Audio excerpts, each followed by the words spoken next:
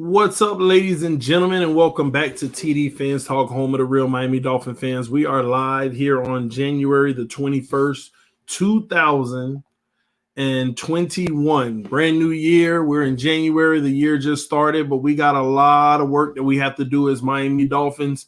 Listen, we're going to start a little series talking about the offseason, all seriousness. We're going to eliminate the trolling. I'm not going to troll. I'm going to ignore the trolls. But we have some business to get down to. We want to put our minds in the state of Chris Grier, all the options that he has, which are vast at this point. Y'all let me know in the comment section if you got a notification for this video, because I want to see, for some reason, I'm testing something before we get started to see if you all actually got the notification for the video. So let me know in the comment section right now if you get a notification for the video. You see here, it's not showing up for me. Got a notification. I did. Okay, cool. I'm glad y'all did. I don't know why my own system didn't get it. Yes, got it. Okay, bam, there it is. Wow, it came late to my other one. That's interesting. But anywho, all right, but that's still good news, all right? Y'all hit that like button on your way in. We want to make sure that we bring more people in, and the way to do that is punching that like button. That's what YouTube does. They want you to hit that like button. If you hit it, it'll bring more people in. We'll have a party that we always have. Right now we got, 100 people watching, but only 25 likes. So that's a part of it. So punch that like button. Do me a favor, hit that like button right now so we can get started. I got a lot to talk about, some really in-depth things that I've been working on for the last few days, and thinking through, just to keep it 100, just really thinking about our team, what we need to do, what situations we're in. And I saw a quote the other day that spoke volumes to the overall, conclusion that I came up with. Like, this is crazy, y'all. Like, we have too many forks. Some of y'all may not understand what that means. We have too many forks, and it's a good thing and it's a bad thing. So what do I mean by we have too many forks? If you think about a fork, it has one handle, but at the end of that handle, it has 4 different directions it can go. 4 different directions. And the Miami Dolphins, in so many situations, we have so many options. This isn't common. We usually don't have this many options, but we have too many options, and it can help and it can hurt. This is the worst for a GM. People think, oh, you got all these assets, blah, blah, blah. Oh, this is perfect for a GM. Actually, it's the worst because the expectations become higher and everything. All right. So first, I want to break down a few things. I want to talk about Najee Harris. I want to talk about the Tua Tagovailoa decision. And I also want to touch on the Texans' price for Watson, because some news came out recently that we have to talk about, okay? And then we'll get into the meat of it all with what we need to do, all right? All right, so without further ado, again, make sure you hit that like button. Let your friends and family members know about TDPHINSTALK. We are literally 170 subscribers away from 15,000. So help me get there, guys. We got 2 weeks. Let your friends and family members know about the channel. All right, let's get it done. Let's talk about this, okay? All right. So first and foremost, Najee Harris. I know you all heard the news that the Miami Dolphins will have a first crack at Najee Harris. How? Because he will be playing in the Senior Bowl, and he has been allocated to the Miami Dolphins coaching staff. So he will be coached by the Miami Dolphins staff. So we will have a upfront, close and personal view of Najee Harris, his game, how he plays, how he looks, the type of person he is, all of that. That is a big, huge, because he's a fan favorite right now. I mean, we have all kind of options now, but he is a fan favorite for the Miami Dolphins. So this is a good thing, So I can tell you this now.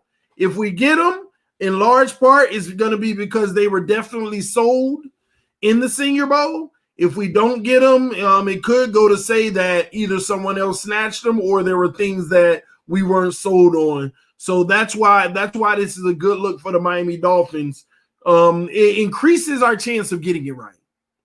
That's all it does. It doesn't. It still may get it wrong, even getting them or missing on them, but it increases our chances, and that's what's important in this regards. All right. So big ups on that. That's a huge positive. But let's move right along. I want to talk about. I'm gonna skip the Tua Tagovailoa dilemma and go straight to the Texans' price for Watson. Okay. I think it's official at this point that the Houston Texans official asking price for Deshaun Watson is 3 first-round picks, but one of them has to be really high, top 5. Okay? That is the asking price for Deshaun Watson. 3 first-round picks, one of them has to be very high. Okay? That's not bad. There's going to be several organizations that offer 3 first-round picks, but would they be able to include the high one? That's the issue for a lot of teams. Okay, I'll go out on a limb to tell you all that there will be 10 teams that contact the Houston Texans and give them an offer no lower than 3 first-round picks. It will be at about 3 first-round picks. The issue is there's only 2 of those teams in the top 5 that they may even be interested in. Maybe 3 teams: Atlanta, Miami, and the Jets. And I, for one, don't think Atlanta is going to do it, but you never know. Now, these 3 first-round picks, they can come in any way. Okay? As far as assets, the Jets are in the best position. Dolphins are number 2. In that race, okay? Let's get that out of the way now. But here's where the dilemma comes. We got recent reports that the Houston Texans are not high on Tua Tagovailoa. And I told everybody a few days ago, I have no idea why people think that Tua Tagovailoa would be revered as a high priority quarterback. And this is where the Tua Tagovailoa dilemma comes in. I want you to put in the comment section right now, what do you think Tua Tagovailoa's value from a draft pick standpoint is? Put it in the comment section. You don't have to troll. Just keep it 1,000, you know? What do you think his value is? Anything under a 4th, y'all need to stop tripping. Anything under a 4th, you got to stop tripping, okay? All right, so what do we got? 2nd, 5th, 2nd, 1st, late 1st or 2nd, easy 2nd, 1st, 3rd, Josh Rosen 2nd, late 1st. I came to the conclusion that most of you all are correct. It is a late first-round pick, early 2nd. One or the other. It is between a range of about 28 to 40 for me. His value right now is between 28 and 40 on a draft board. Okay? Somebody said top 15, mid first. I don't see it.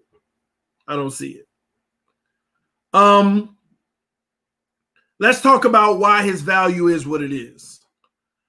Why the Houston Texans aren't sold on Tua Tagovailoa and not really interested. They're not high on him. Now, understand what being high on someone means. It doesn't mean you won't take the chance, but they're just not high on him. They don't like what they see so far. Okay? But why wouldn't they like what they see so far? You know why? Because when they go watch the film, they see late throws. They see a guy who's holding on to the ball too long at times. They see a guy that when he can hold on to the ball a little longer to make something happen, he throws it. They see a guy who isn't anticipating. They see a guy who isn't reading defenses very well. They see a guy who it hasn't shown accuracy like everybody advertises him to be. Now, above all of that, you got to acknowledge that they also see that he was a rookie. So that gives you a little pause to say that doesn't mean he can't be great. But believe it or not, there are a lot of general managers around the league that probably believe there are too many attributes that aren't blowing you away that scares you about Tua Tagovailoa, regardless of the rookie year. Regardless of the rookie year. We can accredit everything to rookie year. But let's just hypothetically say there's 20 check boxes on a quarterback. And if a quarterback doesn't check 7 of those boxes, you can say, oh, it's his rookie year. If a quarterback doesn't check 20 of those boxes, you can say, oh, it's a rookie year, but you're so much more concerned. Come on, you didn't check none of, not that Tua didn't check none of them. I'm just giving y'all example. And the problem is he has a high number that you can't check after that first year. Every time I ask people, then talk to me. What can you check? See, this is where we get to the real conversation for Dolphin fans. What can you check from this year that Tua did very well? And I want to pause for a second and ask you all in the comment section, even y'all who hate Tua, dig deep. Tell me the attributes he did well. Talk to me in the comment section. We're going to take about 2 minutes just to read some of y'all comments, especially y'all who love him and call me a hater. This is your time. Tell me some of the things that he did well so that we can make sure that we, All right, here we go. We got one. Ball security. He did that very well. He protected the ball. Now, not to criticize it, but some people will say because there was a lot of dink and dunks, we took the safe throws, that you cannot be successful in the NFL unless you're taking those chances. But he did protect the ball. He throws good 2-yard passes. That's y'all tripping.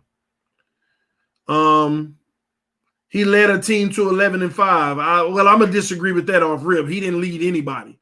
There was no sense of leadership from Tua Tagovailoa this year. I'm sorry. As far as him being the leading factor of why we were 11-5. And we weren't 11-5. We were 10-6, by the way. The defense, you can say, led this team to 10-6, to be quite honest with you. All right. What else? Scrambled pretty well. I actually, believe it or not, like his scramble ability. The issue I have is that sometimes he did it unnecessarily in a clean pocket. What else? Show some juice on the ground. Okay. When we say show juice on the ground, I'm curious, y'all. Well, you did say some juice. It was a really small sample size.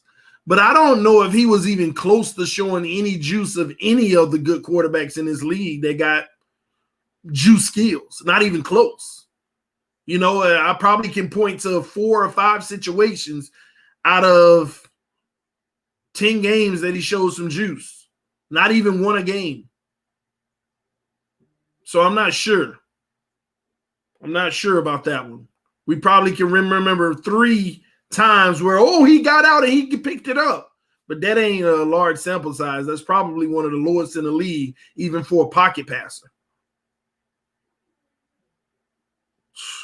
He threw the most completed passes in tight windows. The most completed passes in tight windows, you mean percentage or the most? Because he couldn't have thrown, it's impossible for him to throw the most. He only played 9 games. It's all Changeli fault. He good against Buffalo. Now y'all trolling. So, okay, we've seen, I've read through a lot, and all of them are pretty much the same. People are liking how he handled the pocket. They're liking how he got out at times out of the pocket. They loved his completion percentage, which we all know, again, dink and dunking. In protection of the ball. That's the biggest one that everybody should love, right? So nobody mentioned accuracy when he had the highest percentage of bad throws in the NFL. Can you give me a rundown on Watson? Well, we're gonna get there. Nobody talked about his bad throws. Okay. Nobody talked about holding on to the ball too long, right? I mean, you're not going to, but I'm saying so we talked about like 3 things that we like, but let's talk about the things we didn't like. Matter of fact, y'all do it. What didn't we like about Tua this year? Already started accuracy, holding on to the ball. What didn't we like? What didn't we like? Put it in the comment section, guys. Too conservative. Okay. What else? Arm strength. Yeah, I think you got to get them hips under him, but you're right. Being scared, I'm going to nix that all together. I get what you're saying, but let's not do it. He played scary. Not running, I'm going to add that because people are like, oh, I like how he got out, but he didn't do it enough, especially with the opportunities presented itself. Noodle arm, we kind of already got that. Missing open people, that's reading the defense. Dink and dunk.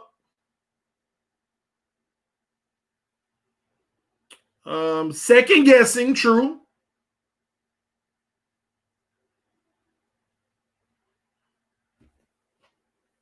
Elevation of his team.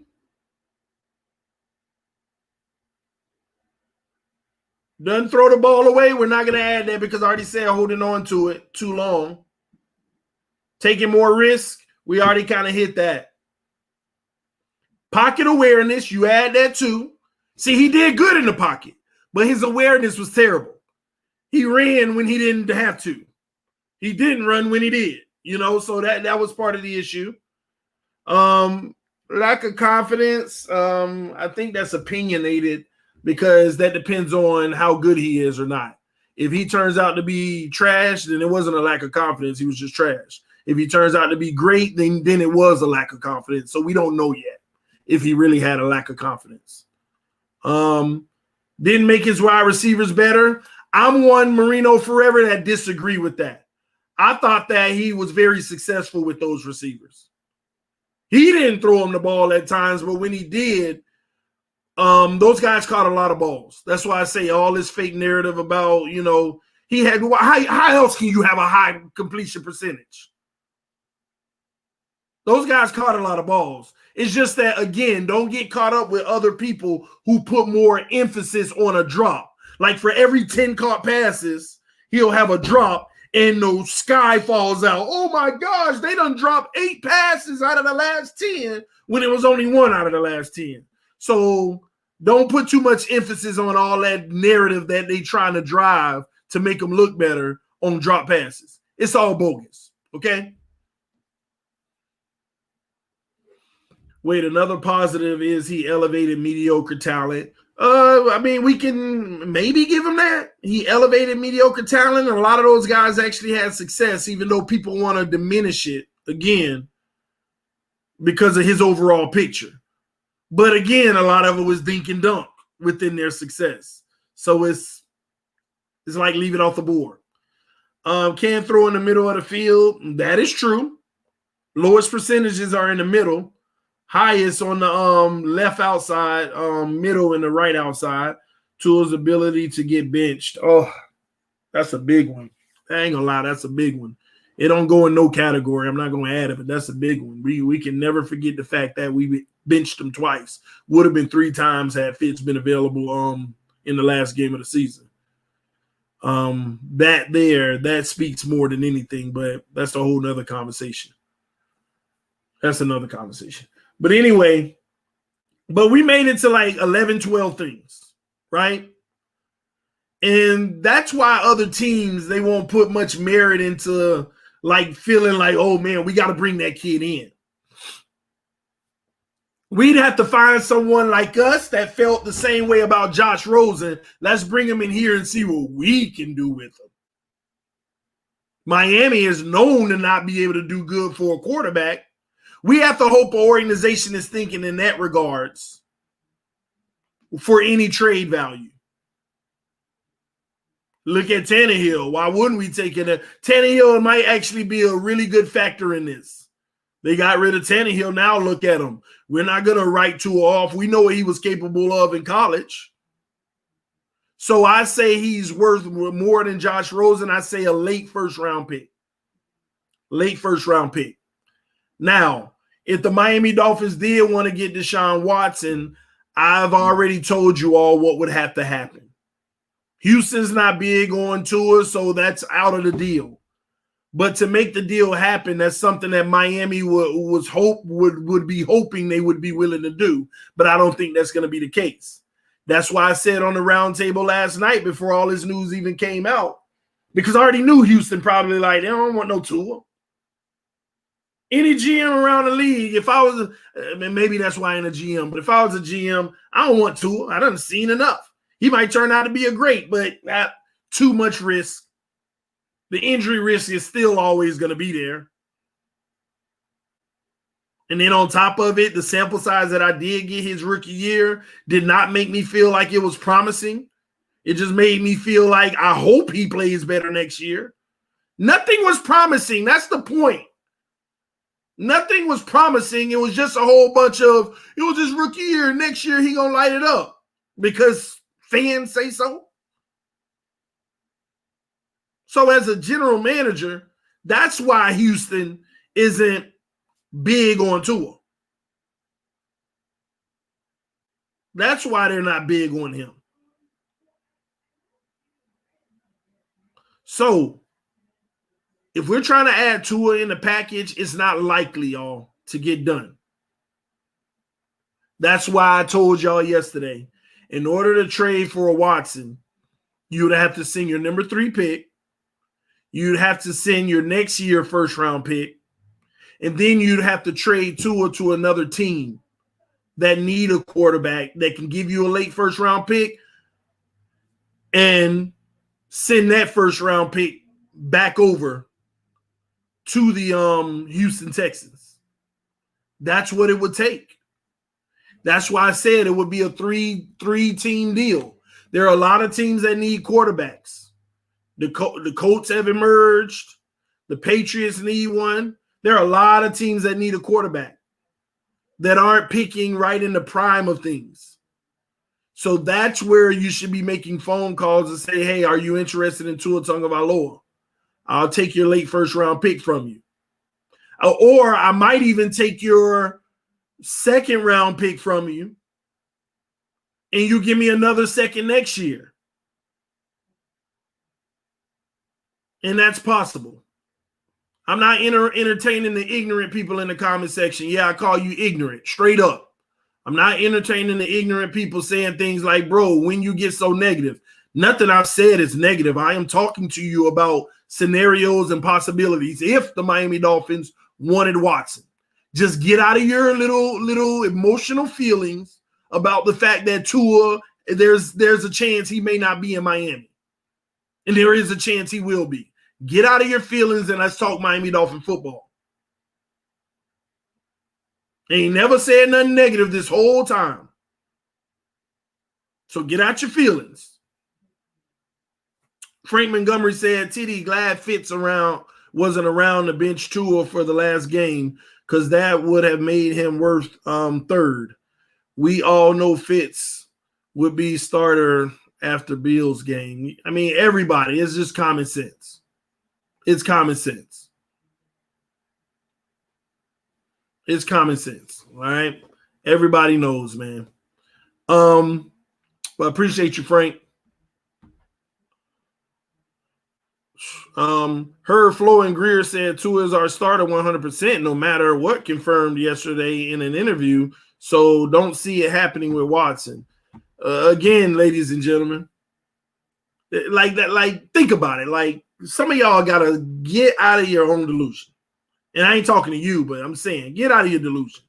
If Houston called right now and said, I'll send you Watson, just give me number 3. I don't want nothing else. Put it in the comment section. Is Watson going to be in Miami?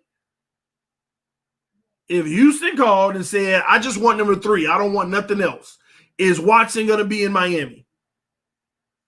Yes or no in the comment section. Put it in the comment section. Yes or no. They ain't asking for 3 first-round picks. They just want number 3. That's it. That's my point exactly. Stop. Well, who cares what Greer and Flores adamantly said? Who cares what they adamantly said? Like, let's exercise some common sense here. There is a price for everyone on this roster.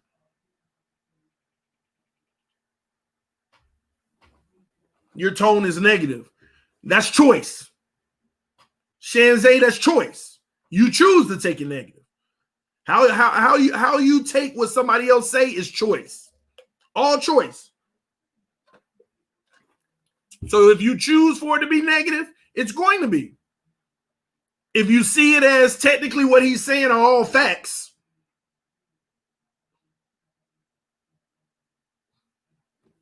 that's choice, man. Luis Gonzalez said, keep speaking facts, TD. That's why I love your channel. Appreciate you, homie. These people be in their feelings, man. They be in their feelings. Because what's messing with their emotion is they're hearing a fact that they don't like, so it automatically turns into negative or unsavory. So they create words that justify it. Like, well, it's your tone. Okay, the tone is choice. I'm telling you, tone is choice. You choose how I'm conveying the meaning in my words. There are a lot of people on here right now who don't feel the same way. And there are others that feel the same way you do. But if somebody tells you I'm not being negative, it may come across that way, but I am not being that way, that ain't good enough. That ain't good enough for somebody to tell you.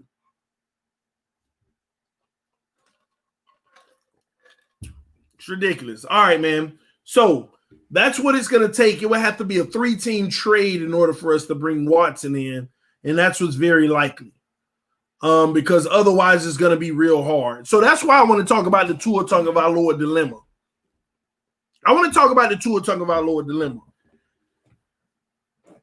I know Tua fans are going to feel a specific way about this in a positive, but I want y'all to really think about this. If we stick with Tua, right, which I ain't saying is a bad thing. If we stick with Tua and we make all of our picks this year for the weapons, all of that stuff, right? This is the number one factor that people need to understand why there's so many people like, right now. They like, oh man, should we not? What should we do? Here's the reality that nobody should ignore. If you go into it this year, whether you were right or wrong, you are stuck with him. Let me say that one more time. Whether you go into or not this year, whether it turns out great or it turns out bad, you are stuck with him. And there's some people, well, I'm happy with that because you're a fan. But where it gets sad is if it doesn't work out with him and we're stuck with him, you're still cool with it. I don't get that.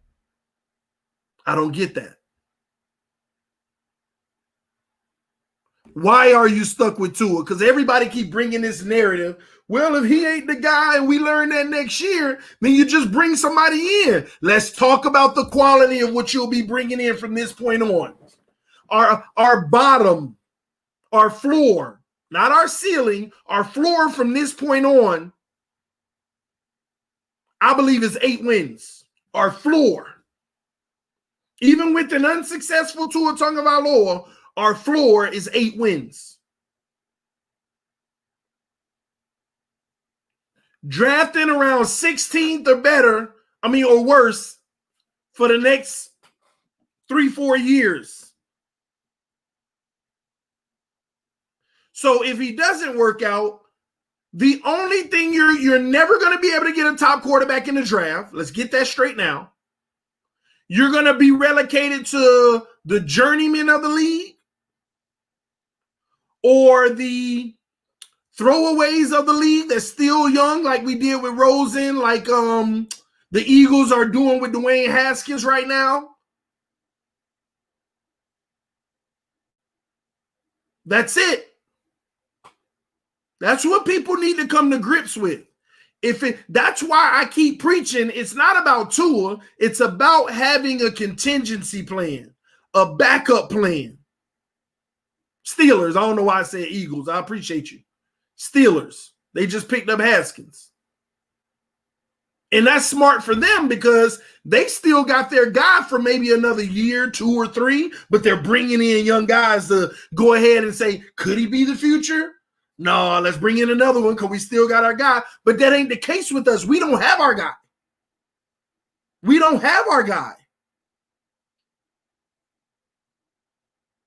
So if Tua doesn't work out, people need to come to grips with the fact that we won't have a top quarterback or have the opportunity to get a top guy or a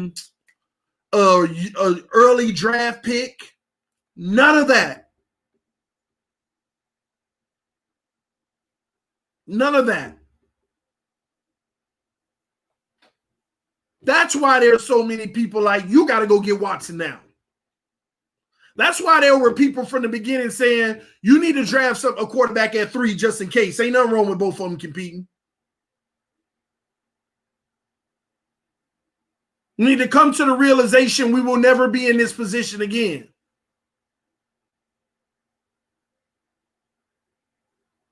At least for a long time, unless we just really go back to rebuilding because we've been trash or something for whatever reason.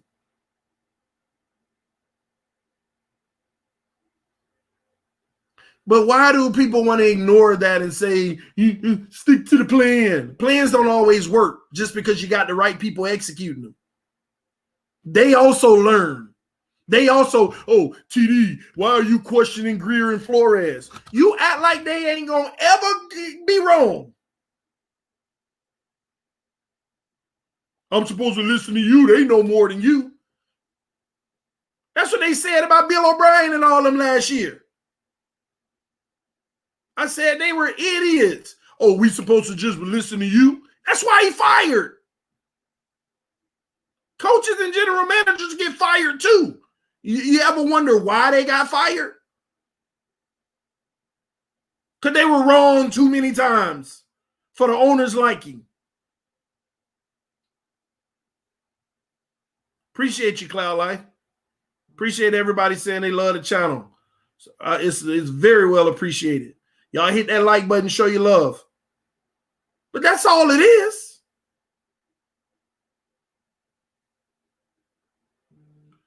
Stop listening to all these crybabies. Today's world is so sensitive. No comment.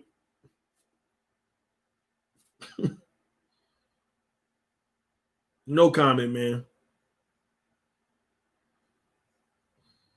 But all I'm saying is, can somebody outline the plan for us if Tua doesn't work out? Because you know what we're going to be trying to do? Now we really going to be trying to say, hey, can we trade Xavier Howard now? Now we really going to be having those conversations. And hopefully his value's still up there like that. Hopefully he doesn't have a digressing year next year, and we could have got 2 firsts or something for him now, but now all of a sudden that's all shot out of the window.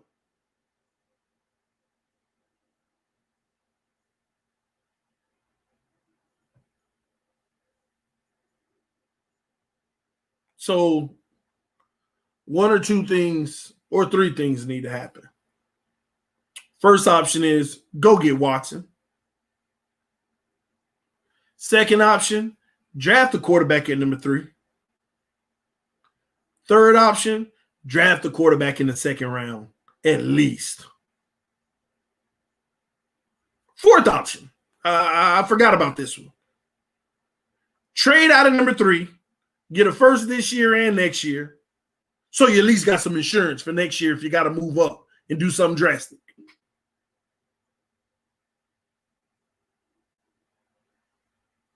All I want is insurance if this don't work out. I don't want Tannehill all over. I don't want none of them in the last 20 years all over them situations.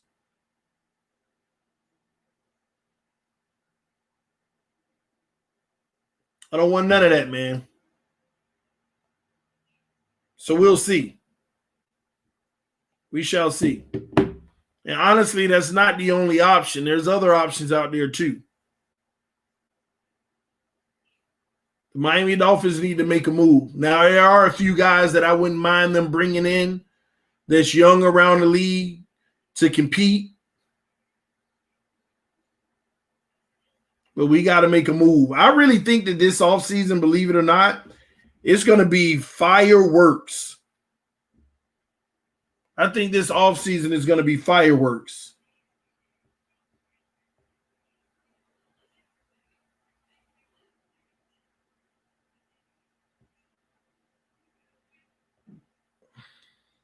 What is that? Oh. Go look at Twitter. What am I looking at Twitter for?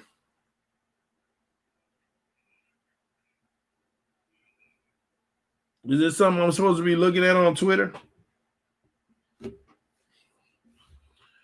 Need to dump Tua. Listen, I ain't even one of those individuals that feel like we need to dump Tua. I'm like, if you could bring in another guy and still keep Tua, as long as we got an insurance plan. I'm not writing off the fact that this kid might grow up to be a great quarterback. But don't leave me without a backup plan. Don't leave me with what I just saw this season without a contingency plan. That's all I'm saying. Don't do that to me.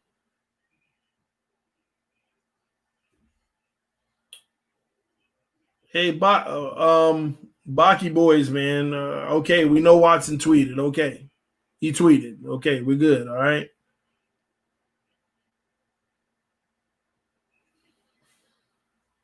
All right, man. So, TD, we have to get a quarterback regardless. I know.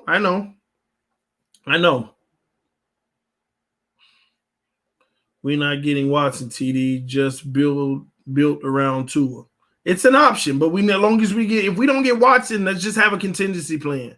Let's get somebody else in here who's capable, who we believe in. I don't care who you get in this league. If he's the right age and you believe in him, that he might be able to turn out to be something, go get him. Go get him. Let him compete with Tua. Let him compete. You want to build around Tua, that's fine. I'm with that. As long as there's somebody else that's competing to be built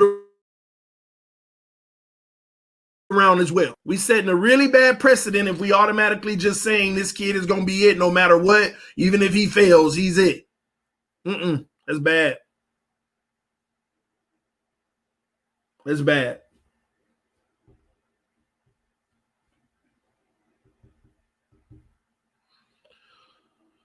So far for Tua, the good has been really good, but the bad has been real bad as well.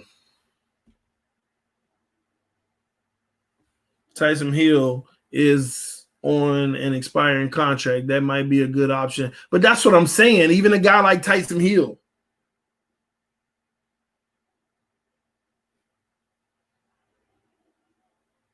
Even a guy like him. Just bring somebody to compete, all right? It's that simple. All right. All right, we finna go through some stuff real quick.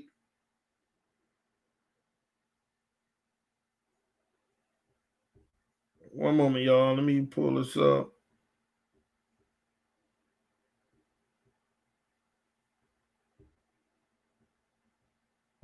All right, here we go.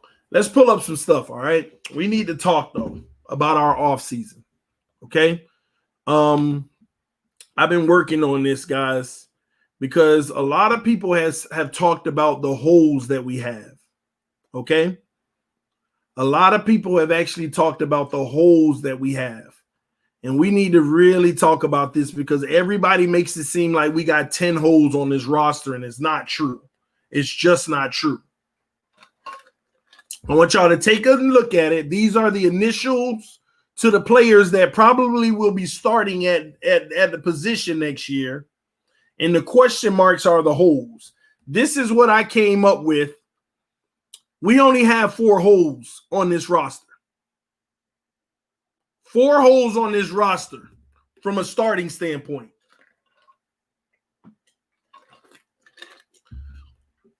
So y'all take a look at it.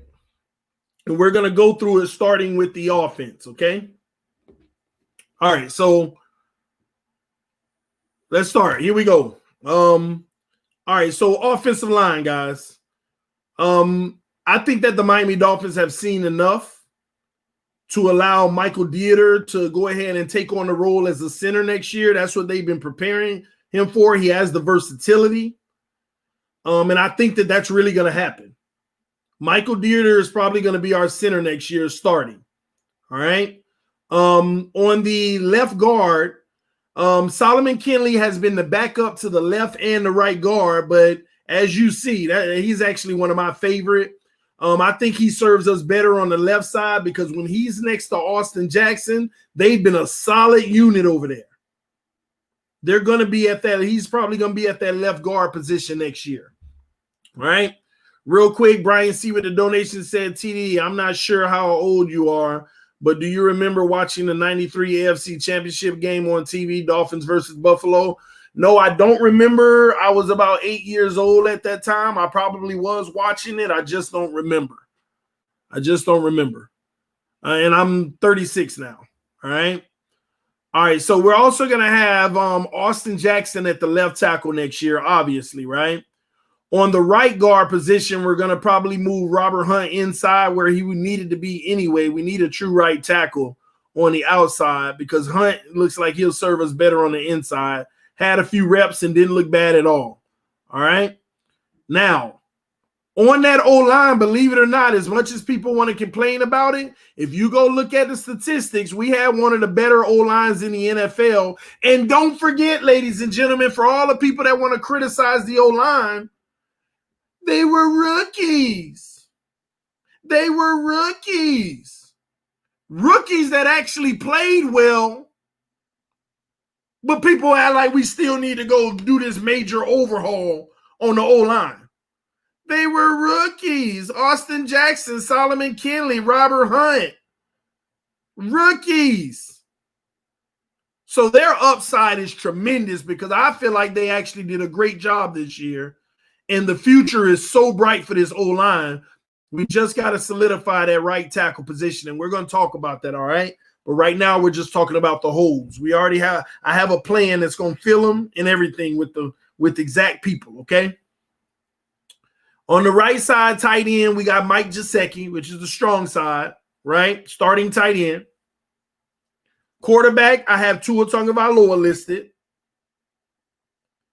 And the running back position, it's a need. We have 2 backs, okay? I debated on putting like a guaranteed need, but I went ahead and put that's a guaranteed need. We just already have very good depth at the position, okay?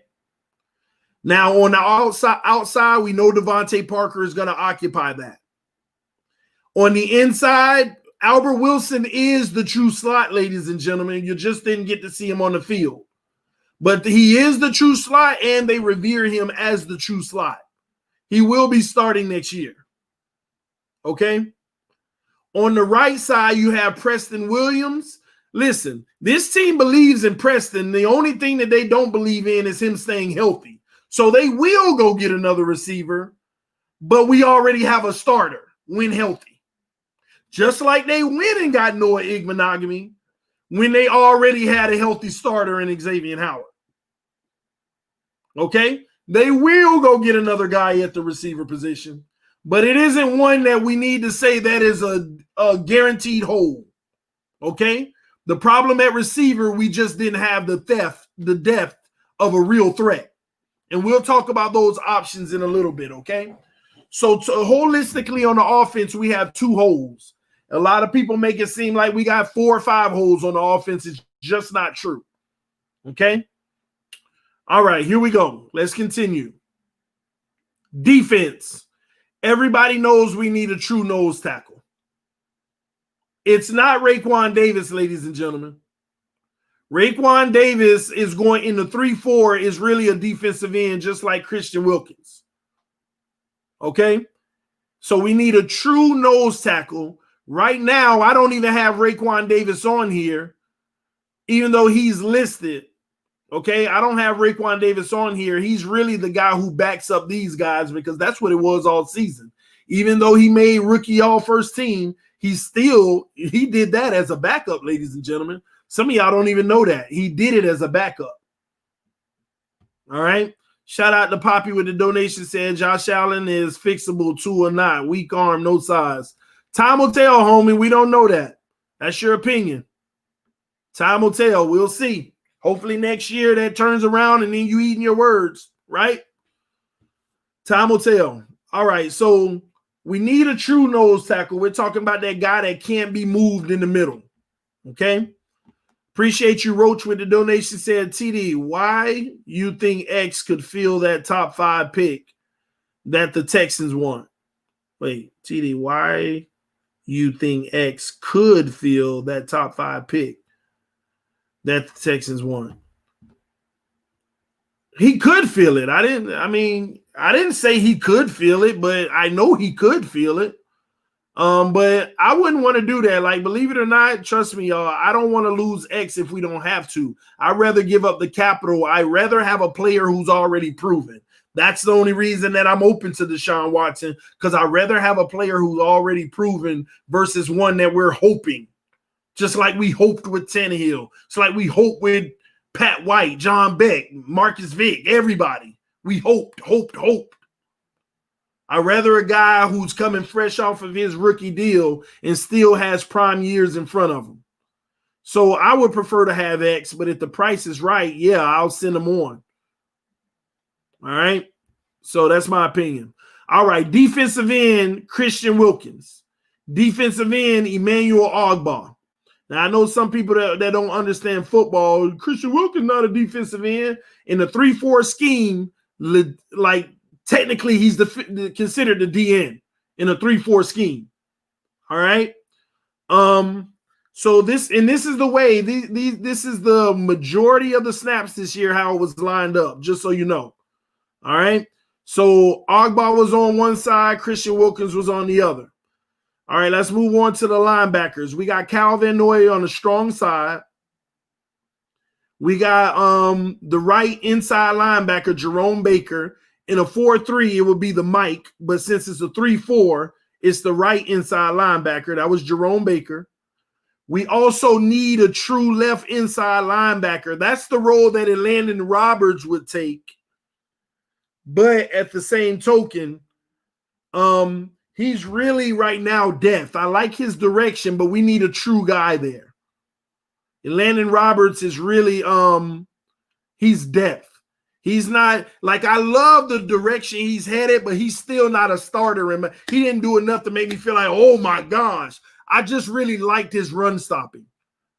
Okay, so he's a good piece for depth. We need a legitimate left inside linebacker. Okay, so that's also a need. And then the jack linebacker / defensive end. If you don't know what a jack linebacker is, that is a guy who plays in coverage. He plays pass rush. He plays the defensive end setting the edge on occasions. That's what your jack is in a 3-4. And that was Shaq Lawson. Okay? That was Shaq this year. And it probably will be next year, okay? As the starter. All right, going to outside to the cornerbacks. We already know Byron Jones and Xavier Howard solidified, but we can go in the middle to Nick Needham. He has earned himself, his position. I don't know if y'all would disagree, but at this point, Nick Needham has earned the role in that slot. He had a big jump this year, and he earned his role in that slot. At the top free safety, Bobby McCain, if they're willing to eat the salary, we already got a starter. At the strong safety, Eric Rowe, we already got a starter. So these holes that people are making it seem like, we got too many holes to fill. Why would we get rid of assets or this and that? It ain't what people think. We don't have the holes that people think. Now we need to provide depth at a lot of these positions. Let's talk about it. Quarterback position, we got to get depth. Running back position, we don't need to get the depth. Of course, we'll bring people in to compete, but we need a true starter, but we got the depth. Tight end position, we just signed our tight ends on extensions. We actually don't need the depth. We can upgrade at the position, but I think they're going to be content with where we are right now. And might maybe bring somebody on the back of the depth chart for future references. Okay? Along this O-line, we'll always look for depth just in case somebody don't work out. We already know, we'll always look for a piece on the O-line. But we need that starter at right tackle because Hunt needs to go inside. At the wide receiver position, another position, we need depth. Let me tell you what we need.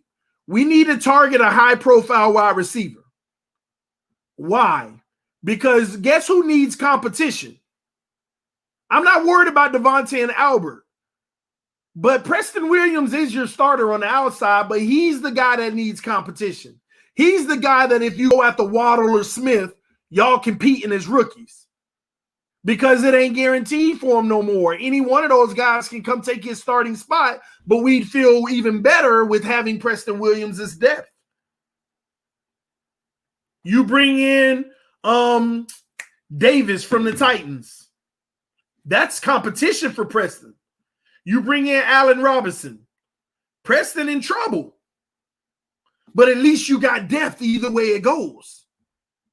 So people thinking that we need a solidified starter is not true. You just need competition at Preston Williams' position. Because whoever wins the job, either way, and now we have depth because we have a backup behind them that's just as capable of being a starter.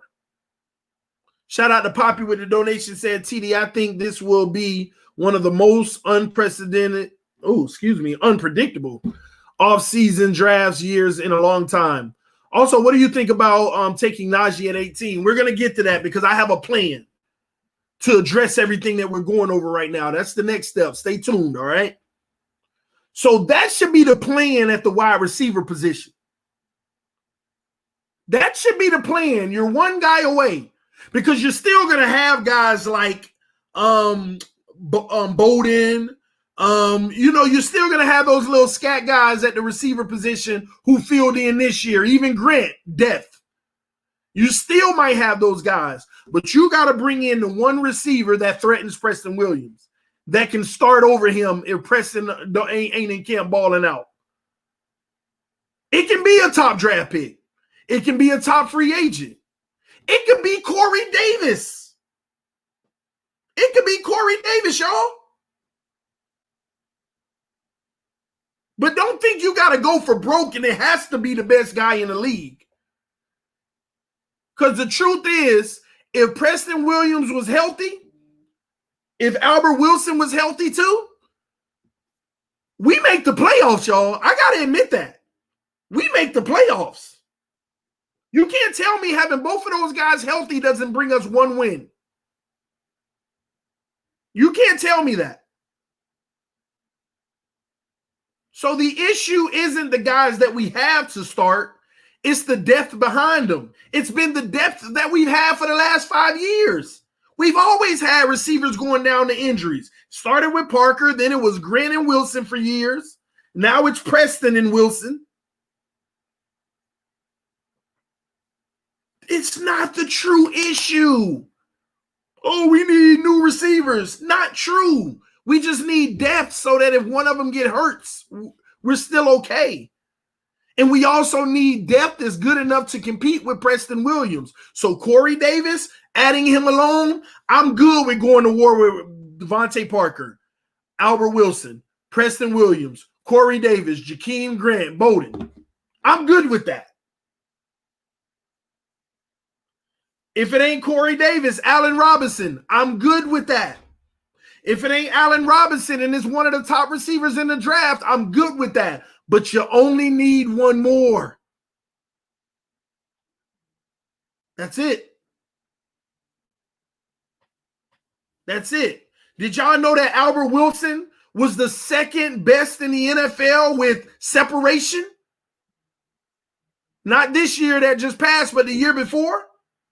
See, some of y'all don't know that. Albert Wilson was number 2 in the NFL in separation.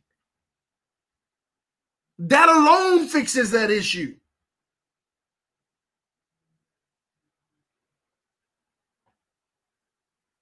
That alone fixes a big part of that issue.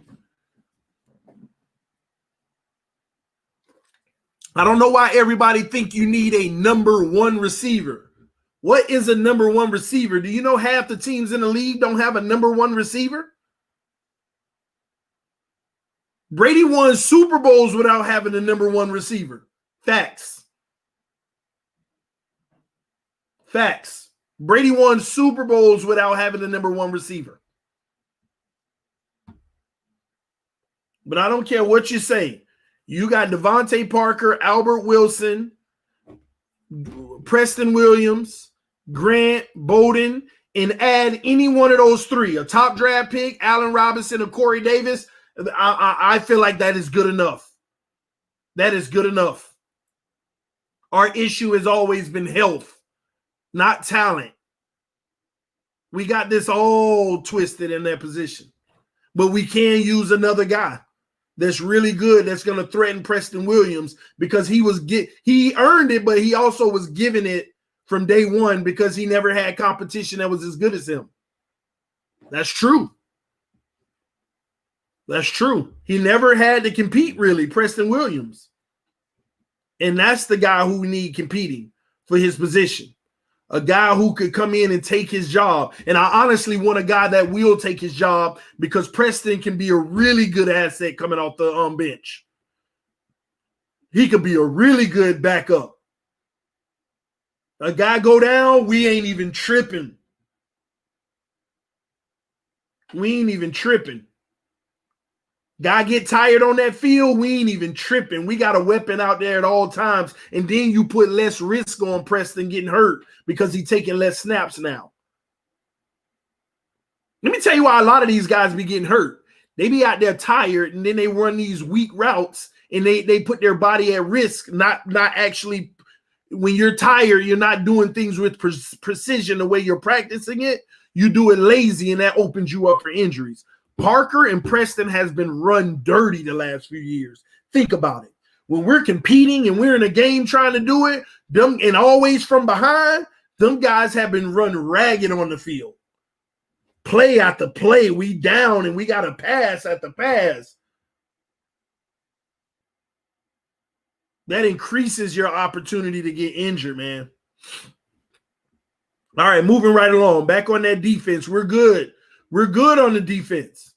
Yeah, we want depth. You got to understand, we got depth at the Jack, Van Ginkel and all those boys.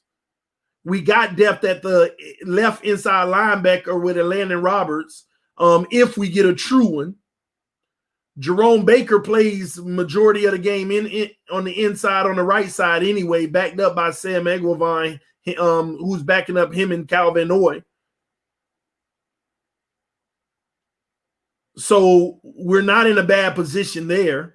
We do need depth at the safety position. See, all this depth is what we do in the later rounds. Or really good quality player in free agency that you're getting a bargain on. That maybe 27, 28 coming to, getting a little older, but, workable. We don't have all the holes that people think. Now, I want to talk about the plan. I want to talk about the plan real quick, okay? Y'all give me a second. The plan that I've been, pondering for a few days And actually, I was on the phone with Mr. Ballgame the other day, and we were talking through a lot of it. And it's kind of what I came up with, okay? Give me a second. I want to work through some of this, okay? All right, so I want to talk through a plan that I have, okay? Here we go. So we know the assets that we have in the draft already. Let me pull this up real quick. All right, so we know the assets that we have in the draft already. Let me blow this up so y'all can see it really good.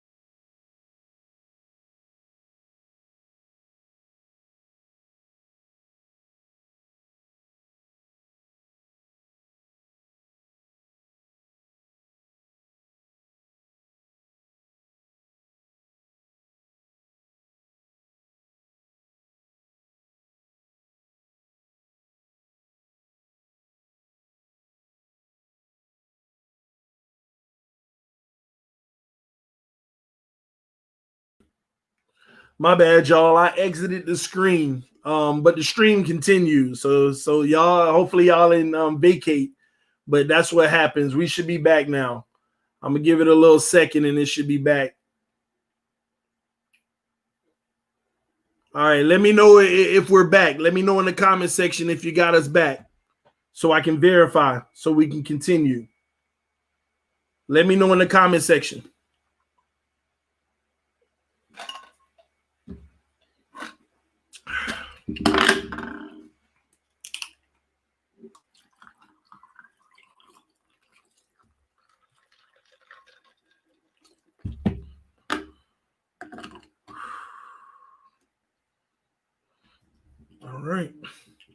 All right, we're good. Awesome. All right, let's continue, y'all. My bad, y'all. Thank y'all for sticking around and not abandoning, thinking we were shut down. All right, so we're gonna share this value chart. We're gonna try it one more time, see if we can get it right. Okay.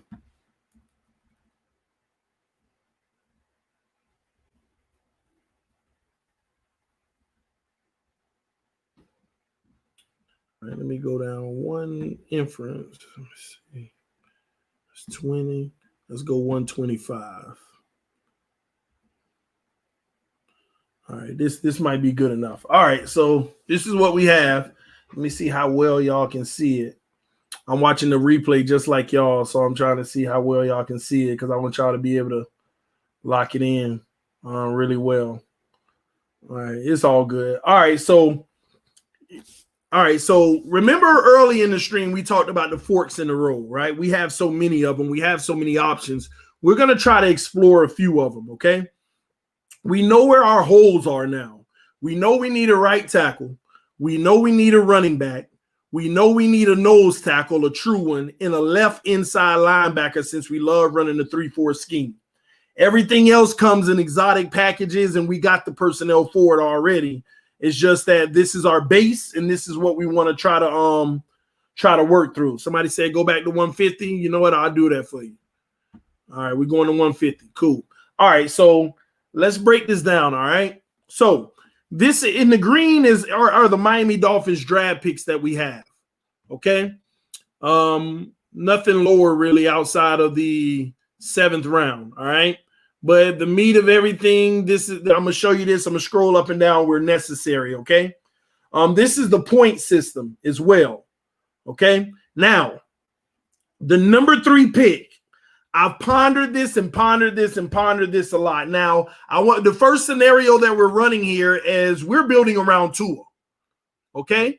We're talking about building around Tua Tagovailoa. So all of the Deshaun Watson stuff will give us one scenario on that later, but let's quickly talk about building around Tua. So everything I came up with, guys, it makes absolutely no sense for the Miami Dolphins to maintain the number 3 overall pick. I know we want Penei Sewell, but I had to really think long about everything and talk about what's best for the Miami Dolphins. Like, since they're like, let me tell y'all something. Luxury picks are only for teams who's already built. You have to make the most of your draft capital when you can. There's always a guy that you love to have. Oh, we got to go ahead and get Penei Sewell, and, you know, we'll figure out who plays right or who plays left. The reality is we need to get out of the 3rd pick, y'all. We got to trade back out of number 3. I don't want Smith. I don't want Waddle. I don't want Sewell at number 3. Because when you look at the board, we have to decide how we want to do this, okay? Number 1, you got to put things in priority. What's the biggest priority that you have? Okay? So y'all tell me out of the 4 positions, what is your biggest priority? And stick with me. Running back, left inside linebacker, nose tackle, and right tackle. What is your biggest priority?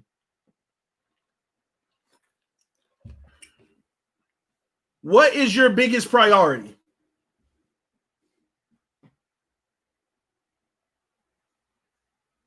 We got to stick with those 4 areas, guys. You got to give me one. What is your biggest priority? Nose tackle, right tackle, left inside linebacker, or running back? Everybody's saying right tackle. Who you going to get at right tackle? Who are you going to get at right tackle? Because I want to walk y'all through my thought process here. Who are you going to get at right tackle? Because Penei Sewell ain't your right tackle. He your left tackle. Why would you move that kind of talent to another side? You want to get the max out of him on the left. So who are you going to get at left tackle? I mean, right tackle. Rashawn Slater. Okay. So what is his stock right now? What is Rashawn Slater's stock right now on the draft board?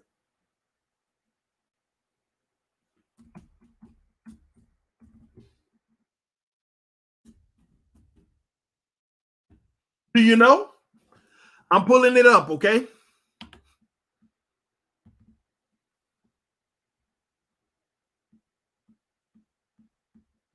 I'm pulling it up.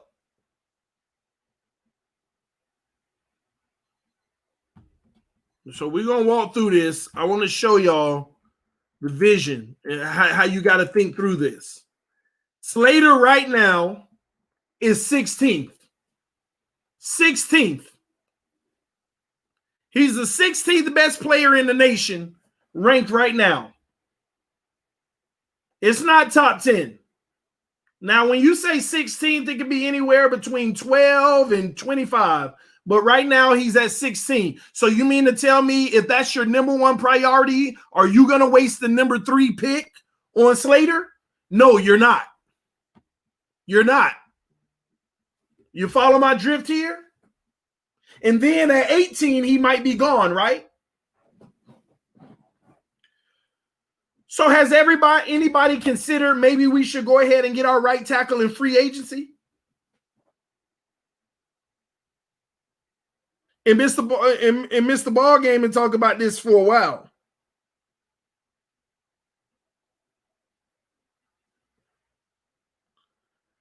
And I'm in agreement with Mr. Ball Game. You have to do whatever you can to try to get Tyler Moton from Carolina at $14.8 million a year on a 5-year deal. He definitely has the upside. That would be my bet.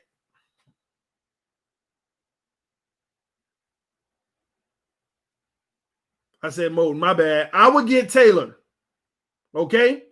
I would go in free agency and go ahead and take care of that position for the next 5 years. And now your offensive line is done and you haven't used the draft pick yet. You got to be the one that goes out and get them. You got to be the one to go get them. Now your O-line is done. See how we just saved the draft pick? Now, let's keep playing this game real quick. So we still got a 3rd draft pick. So now that we've taken care of our right tackle, we still got 3 needs. Running back, left inside linebacker, and nose tackle. Let me save us some time now and tell you ain't nobody going to draft the nose tackle at number 3. Okay? Will we all agree on that? Yes or no in the comment section? Nobody's going to draft the nose tackle at number 3. Yes or no in the comment section if you agree with that.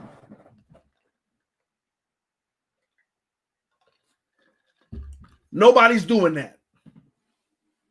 Nobody's doing that with the left inside linebacker either. Even Parsons is your Mike. He's not the guy to play the left inside linebacker. That's not the guy you want. So the only thing you got left is running back. Are you drafting your running back at number 3? No. No. Not when you definitely can get him later. So this is why you got to trade out of number 3. When you spend a number 3 pick, it has to be at a position that has to be filled in a day 1 starter, ladies and gentlemen. Now, people want to now I'm going to let you play around a little bit, and then we're going to get back on course. We're going to talk about the wide receiver. Well, maybe that's where you get your wide receiver. Let's do what's best for the team, okay? We all want Smith, but are you going to be mad if you get Waddle? Are you going to be mad if you get the other guy? All 3 of those wide receivers, are you going to be mad if you get any one of those 3? Yes or no in the comment section. Will you be mad if we landed any one of those 3? Yes or no in the comment section. Give up everything for Watson. It doesn't matter. We can't draft a quarterback. It's clear. Well, time still has to tell on that, okay? But the answer is no, you're not going to be mad if you get any one of those 3 top wide receivers. So why are you going to spend a number 3 pick on them when you don't have to spend a number 3 pick to get them? So, ladies and gentlemen, all signs point to the Miami Dolphins trading out of number 3 to get more assets. And what are you going to get for the number 3 overall pick? First of all, the Miami Dolphins are going to want to trade between 7 and 12. They're going to want to trade between 7 and 12. So let's just hypothetically put us at 9. Just hypothetically, let's sit us at 9, okay? The Miami Dolphins trade with the 9th pick, okay? Or 8. Because you also have to look at the teams that would be willing to trade, because if they're trading up to 3, they're going to get their quarterback. So who needs a quarterback? Atlanta, but why do we need the number 4 pick? That doesn't make sense. And they already know Miami's not going to get the quarterback, so they can stay at 4 and still get them. Unless somebody's calling us for a trade and we can rob Atlanta, but that's a whole nother conversation because Atlanta's trying to hold them off. Cincinnati, they don't need it. Philly, I think they're going to let those guys compete. Lions, nah. Panthers, that is a perfect trade opportunity. Dallas, let me tell y'all something. Under the radar, you got to look out for Dallas. You got Dak coming off of a major injury. First of all, you don't know how he's going to look. Second off, if they don't want to pay him that kind of money anyway, you better look out for Dallas. They could be a trade partner. Don't be surprised on draft day. Dak Prescott sent somewhere, or they letting him hit the market and saving their money and moving up to 3 and grabbing them a new QB, or they call and asking for Tua. I don't know. But they're an option. San Francisco at 12, an option. But those are the only 3 that I see in play. Carolina, Dallas, and San Francisco, 8, 10, and 12. The most likely is 8, Carolina. That's 14 points. 1,400 points on the draft capital. Number 3 pick is 2,200 points. So what does that mean if we traded with Carolina? We got 800 point credit, y'all. What is 800 point credit worth? That's worth the 21st pick. So if we traded with Carolina, they would give us number 8, and they got to figure out a way to compensate us for 800 points. They don't have the number 21st pick. So what would they do? They would have to give us the 39th pick in the second round. And they would also possibly have to throw us the number 73 pick in the third round. Or they would have to move it to next year, and we could work with potentially 2 second rounders because they're making us wait, or a second rounder next year. But either way, we move to 8, and we still get to get one of the guys that we wanted out of any one of those positions. We still get one of those guys in the position, or they give us a first-round pick next year.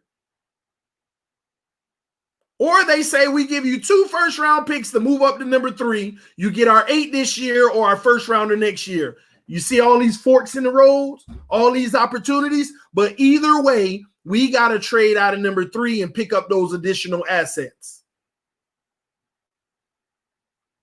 So I'm trading number 3 to the Carolina Panthers, Dallas, or San Francisco, but right now the favorite would be Carolina. I just got rid of number 3, but I also picked up 2 second rounders, 1 this year and 1 next year. Let's just work off of that, okay? Now we got 3 second-round picks this year, and we're at number 8. So now, Miami Dolphins, what are we going to do at number 8? We still don't have the right tackle. Do you want – we already got the right tackle, excuse me.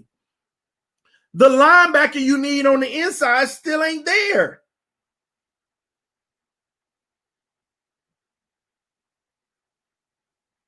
He's still not there. Because we're going to talk about a guy we can get. Do y'all know what linebacker we should get that's still there in the first round? Let's talk about it. Let's go linebacker. Where's my guy?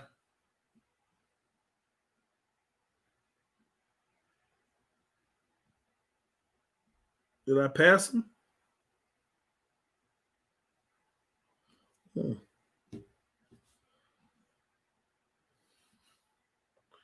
Where did he go?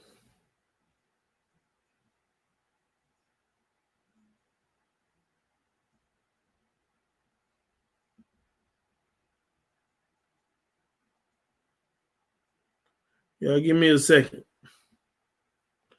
I'll find him.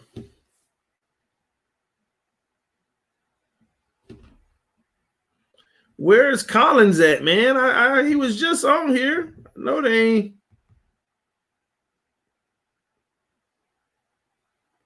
Am I passing him by mistake?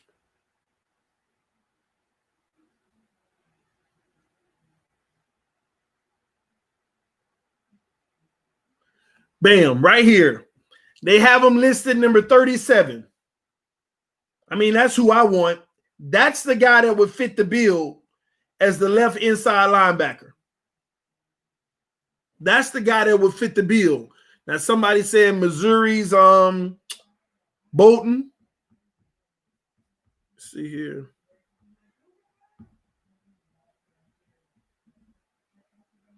Nick Bolton at number 22. Another option, right? But you don't have no other option other than Micah Parsons, but you don't want Micah Parsons. He's not what we need. That's not. They're going to stick with Jerome Baker. He's not what we need, okay? So the two options that we possibly want, we're not going to wait the 8th pick on. Again, you're not getting a nose tackle there. We already took care of the right tackle, and you're not going to waste the number 8th pick on a you're not going to waste the number 8th pick on a running back. So guess who you get at number 8, ladies and gentlemen? Guess what position you get to draft now at number 8? Put it in the comment section. This is where you go get the guy that all y'all want, or one of those 3 guys. Guess who you get to draft now? One of these 3 guys. Let's see where they're at on the list. Jamar Chase might be at 8 because Zach Wilson gonna jump him. This is just a list of best players. This isn't the list of draft order. We gonna get our wide receiver at 8 now. So you got Jamar Chase might be there at 8. You got Devontae Smith that still might be there at 8. And you got Waddle that still might be there at 8. That's why you trade out of 3 and you go to 8. One of them guys going to be available as low as 12, honestly. Somebody said, I doubt that. What do you mean you doubt that? Let me help you. Let me help you understand. Let me fill this in for you. The first 3 picks are going to be quarterbacks. If we trade out, somebody's moving up for a quarterback. Plus Penei Sewell, okay? First 4 picks are out of there. Okay, let's get that straight. Micah Parsons is going in the top 5. That's right there. That's the first 5 picks right there. And like I said, even if all 3 of those receivers went in a row, number 8, 6, 7, and 8. And that's probably not gonna happen because your boy what's his name? Wait, did I already call him? There are a lot of teams up in that area that really want Pitts. I wouldn't. But you're going to get one of those guys at 8. You're going to get one of those receivers at 8. Guaranteed. 3 receivers will not be taking top 7 dummies. I know. Exactly. I'm just appeasing to these people. They're saying they're not going to be there or whatever. You're making no sense. The 3rd one might even be in the mid-teens, honestly, 15 or something when you look up. Guys like, you might be surprised. Guys like Trey Lance and stuff like that could even go before because somebody want to move up for. Do you know how many teams need a quarterback? Oh, you're going to be surprised, man. You're going to be surprised. But you get your quarterback at 8, guys. I mean, your wide receiver at 8. Now we all happy. Now we get a luxury pick, right? So now we moving right along to number 18. Number 18. Who do you get at 18? Do you get a nose tackle? No, you don't. You're not going to get your nose tackle at 18. You already got a receiver. You already got your right tackle. No, you already got a receiver. You already got your right tackle in free agency. That's the plan. So who's at 18? We're not getting a nose tackle. We're not going to get the running back at 18. Y'all might as well get over that now. I know we love Najee Harris, but we are not getting a running back at 18. They are going to go ahead and get their left inside linebacker at 18. And who do you have on the board? You got 2 options. You got Nick Bolton, who's around 22. Let me tell you, they were keying somebody. We still don't know who exactly it was, but they were going to get somebody last year, and they missed on them. They went right before we were going to get them, so they end up trading out to get Noah. Do y'all remember that? Somebody they missed. They not going to miss him this time. They either going to get Nick Bolton Bolton at 18. And although your boy Zaven Collins is 37th ranked on this board, I wouldn't be surprised if the Miami Dolphins didn't pull the trigger and go ahead and grab him. Flores going to get his defensive guy before the running back, and we're going to explain why in a second. Collins, they may move him all the way up on the board and grab him. I really think they're going to get Collins over Bolton, but they probably going to grab him. So at 18, they're going to get that left interior linebacker. And then when we come around in the second round at 35 or whatever, we have 36 or whatever.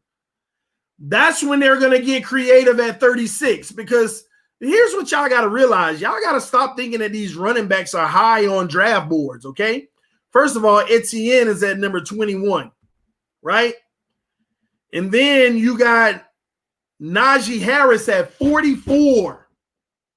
Let me explain this to y'all. Do y'all remember last year there were 3 running backs that we were like, oh, this one going to go in the teens, that one going to go in the low 20s, and that one going to go in the mid 20s? None of them went until the very last pick of the first round. Do y'all remember that? Who was it again the Chiefs selected? I already forgot. We just saw them playing on Sunday. Was it the Chiefs? I forgot who it was. But none of the running backs went until the end of the first round.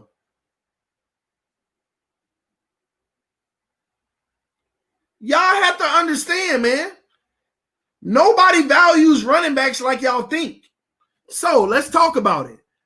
This ain't about Naji Harris, ladies and gentlemen. Just because we coaching them, that's a good look. That gives us an advantage. But it ain't about Najee. They will be fine with Najee or Devontae Williams from North Carolina.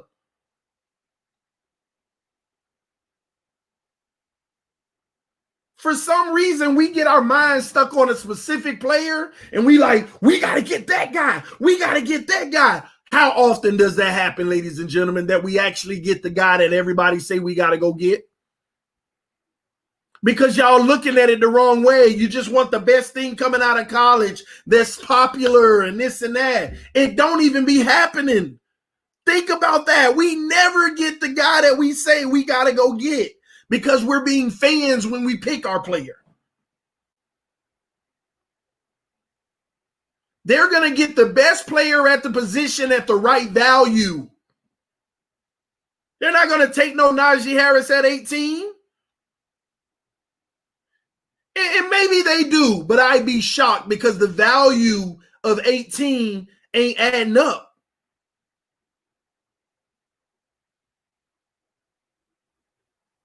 He's a great player. He is ranked the 44th best player in the draft. All 3 running backs, we saw them. They were in the top 30, and none of them went in the top 30 last year. Y'all remember that. They are going to get their running back in the second round. Your very first second round pick. And if they getting a little nervous about it, they'll take their second rounder and add a 5th and move up to like 28 or something and grab them if they get nervous. But you get your running back with the first, second round pick, either one of those 3 guys. Either one of those 3 guys. That's how that works, man.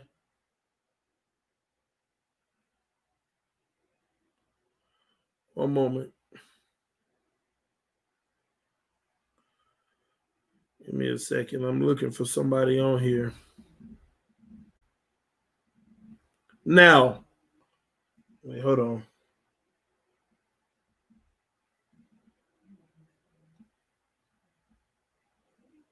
Now, here's another thing. This is where I got a little bit creative, y'all. This is where I got creative, okay? Now, y'all remember that we traded, right? We traded the 3rd pick for the 8th pick. But we also got the 41st pick as well, if I'm not mistaken. We traded with Carolina. What's Carolina in the second round? 39. We got the 39th pick in the second round. This is where I get creative if I'm Miami. You know who I'm selecting? Y'all look at this list right in front of you. Look at this list right in front of you.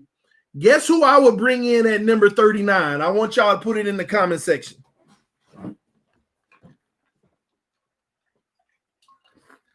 Take a look at this list. Tell me who you think that I would bring in this with this list right here at number 39. It ain't the safety.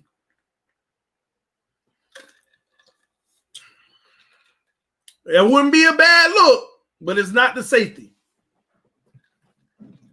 That's right. I'm going to bring in Kyle Trask. I'm bringing in Kyle Trask from Florida.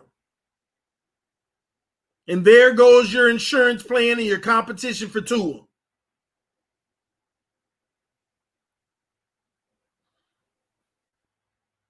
That's what I would do.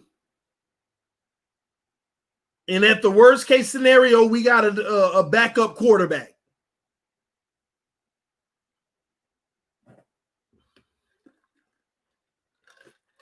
We have to put true competition at that backup quarterback position. We have to put true competition at that quarterback position. That was the benefit you got from trading from 3 to 8. You brought in competition and a quality quarterback that can learn, who has a good upside as well. He had one good year, TD. Exactly. Exactly. It ain't no waste. All y'all saying that's a waste. But if Tua don't pan out, it might not be a waste. Back in the day, if you were a Patriots fan, you would have said Tom Brady was a waste in the sixth round. You would have said Russell Wilson was a waste.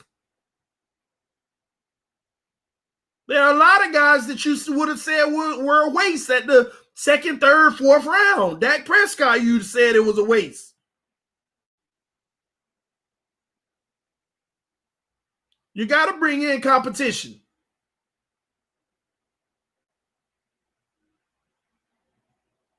It's that simple. We don't even have a backup quarterback. You got to bring in competition. If Greer going to say, hey, I could use a first rounder this year and next year on a quarterback, you ain't got to, Greer. Just use a second rounder. So that's what I would do at number 43. If I didn't do that at 43, I would consider bringing in the safety. I would consider bringing in the senior safety from Florida. And that would be a good look too. So those would be my options. Now, the last pick we're going to talk about is the number 50th pick. Number 50. The number 50th pick is in the second round. We've already taken care of our right tackle in free agency. We've gotten a wide receiver to compete with Preston and or be depth. We already got our running back late second round. We got a backup quarterback. We got a left inside linebacker. What's left, ladies and gentlemen? What's left? What's the last thing we need?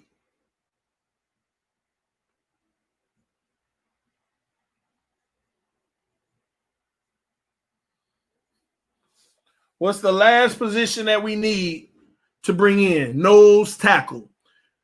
Ladies and gentlemen, most nose tackles, what you have to understand is most true nose tackles, they're not high draft picks regardless, because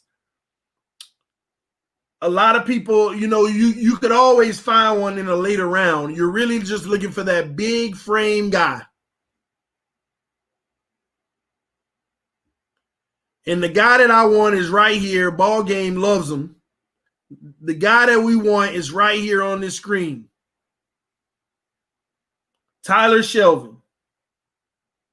He is a third-round projection, but I would go up to number 50 and grab him because he's not going to be there in the third round where we need him. He's not going to be there at 81. He might even go earlier, but that's the guy that I want at nose tackle. That's the guy that's not going to be moved in the middle. That's the guy I want. And now, when you go get him, you now got your third round pick, your fourth round pick, no fifths, but you got a sixth and 2 7ths. And you start rounding this roster out with depth. It's that simple. We got money to spend in free agency, but we don't have tons, y'all. So getting a guy like Moulton as the right tackle and bringing in potentially a Corey Davis or one of those guys at the receiver position and still follow this draft plan. I'm here to tell y'all right now, we go to the playoffs, and at this point, we go as far as Tua Tagovailoa takes us. He'll have everything he needs. We'll be finished on the defense. We'll be finished on the offense. And we allow Tua to take us as far as he can.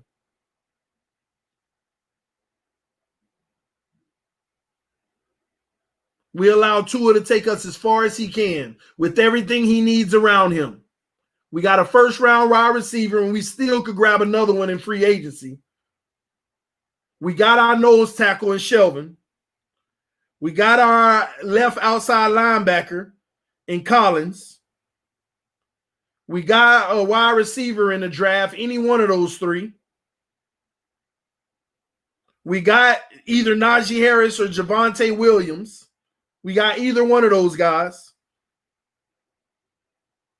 And we got a backup quarterback behind Tua who's going to be competition in Kyle Trask. That's what I would do with that additional second-round pick that we got from moving from 3 to 8. Plus, we got another second rounder next year. Remember, we talked about the value. Or we didn't get another second this year. We got another first next year. And that's your insurance just in case Tua doesn't work out.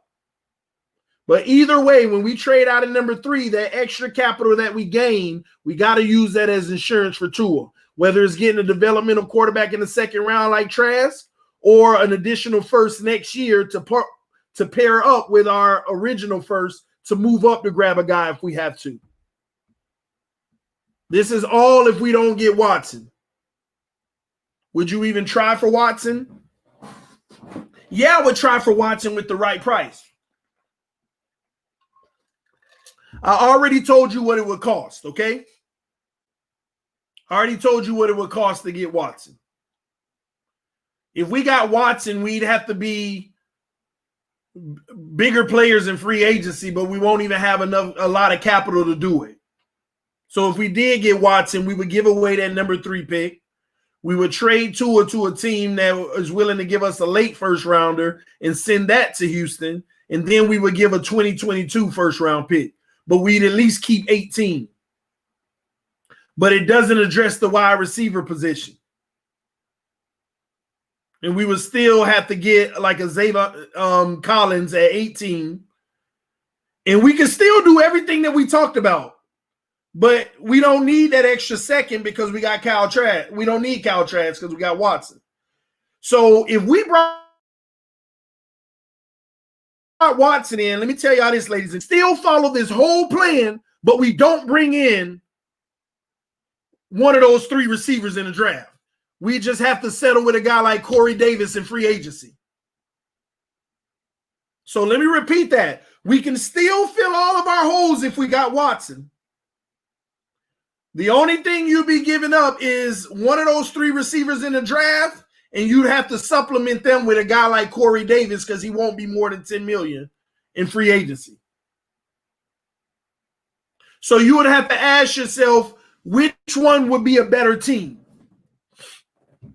Tua with that whole plan, or Watson with that whole plan, except the only difference would be exchanging the top receiver for a guy like Corey Davis in free agency, because you ain't getting Allen Robinson. It's going to cost too much. You'd have to ask yourself which one would be better. Watson and all of those holes still get filled. Y'all see, the math is adding up. All the holes still get filled.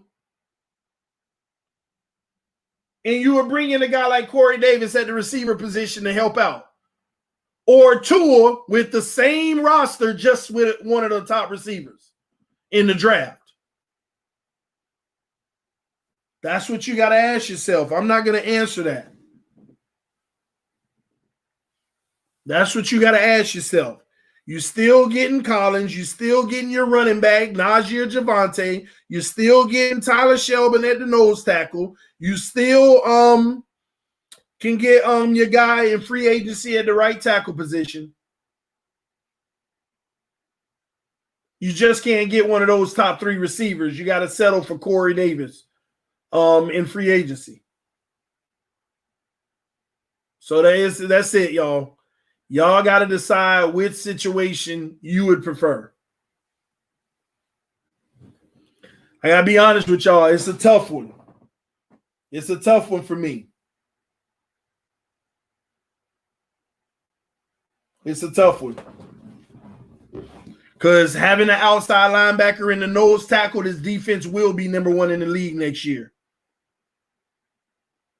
barring any major injuries. Getting Moulton in free agency on the right side of the line and still getting one of them running backs, Najee and Javonte, with Watson, we automatically top 15 offense. Even with the weapons we already have at receiver and Corey Davis, we'd be a top 15 offense.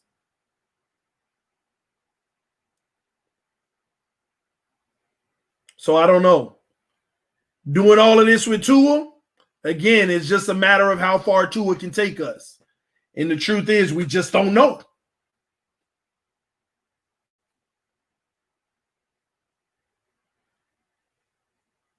We don't know.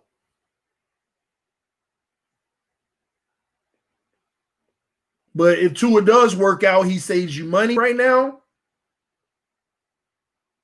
And you got even more young talent at the receiver position. And you can now bring in one or two more pieces to fill some more depth. Like in the secondary, like the safety position. And some of that O-line depth. Although we'll still have 4 draft picks in later rounds, and we draft well and scout well, but it's not easy. It's not easy because let me tell y'all something. With this plan, Watson can win a Super Bowl. But also with this plan, if Tua turns the corner, he can win a Super Bowl.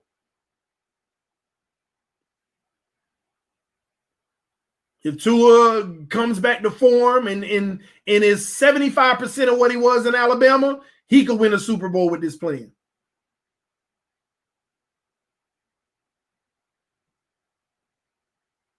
So, I mean, I guess from the beginning, it comes down to the same thing. Watson doing it or the young guy potentially doing it.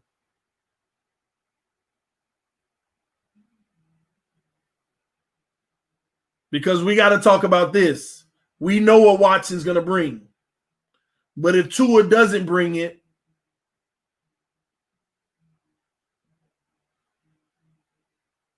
would all this talent be going to waste? Would this team, this roster go to waste for the next 2 or 3 years? Betting on one person? I don't know. Don't know. This is the dilemma that the Miami Dolphins face right now. Which scenario would you take? Which scenario would you take?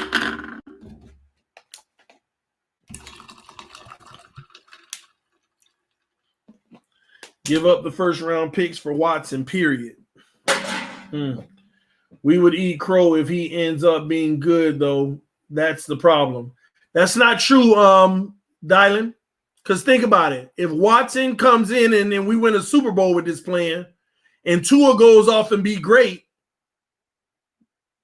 did it matter? That's another thing that I wonder if people ever ask themselves.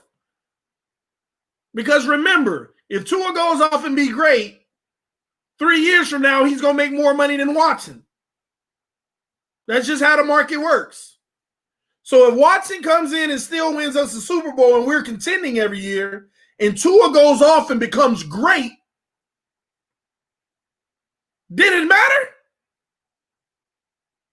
The only thing that you were buying was 3 years of a lower salary if he turns out to be great. If.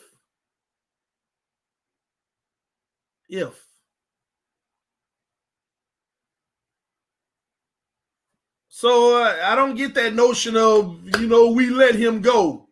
You think Watson going to start to become a bust from this point on? Is that anyone's concern that Watson goes down here from this point on?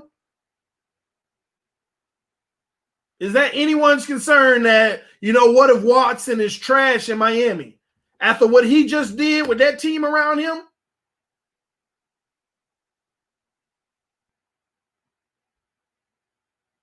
The man won 4 games and had the 4th highest passer rating in the NFL.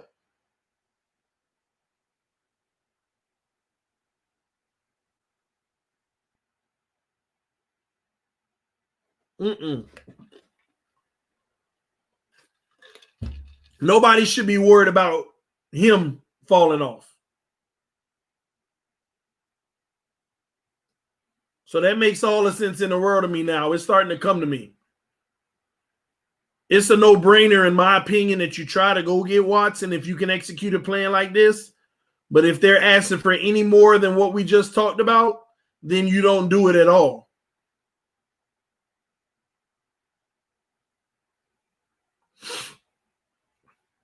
You're so deluded, TD. Tua is our quarterback next season. Cry.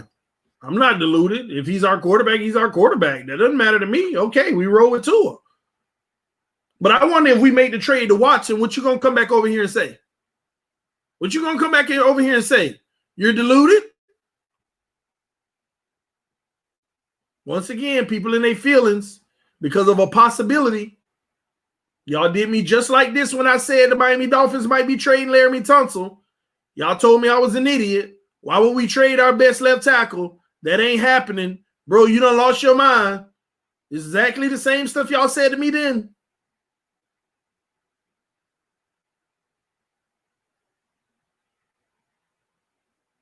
Same thing y'all said then. I'm putting my head I'm putting myself in the mind of a general manager. You got to make your roster better every chance you get.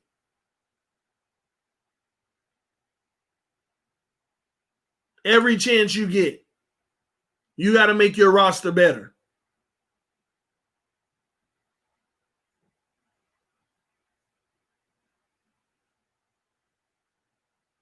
I love taking risks, but this is too big of a if. Tua is good. Watson has shown he can great with trash around him. Hey, I agree with you, Astro. But none of them want to talk about what if Tua doesn't work out and he ain't it. How much we've wasted. Nobody want to talk about that possibility. But what real negatives do they see in us getting Watson?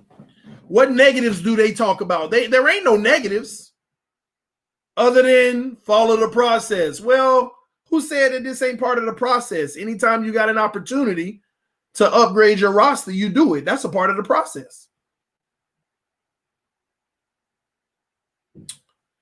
Ball Game said, how does a quarterback solve your wide receiver issues? Easily.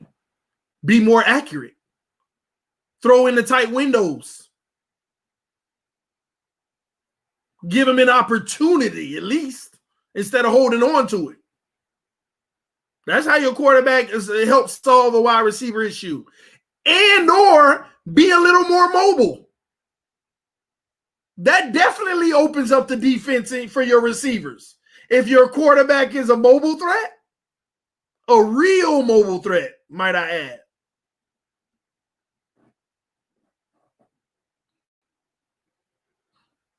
He gonna help your O-line too.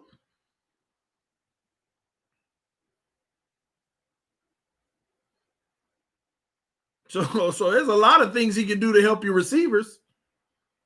We talk about how good it is when Fitz in the game versus Tua. There you have it right there.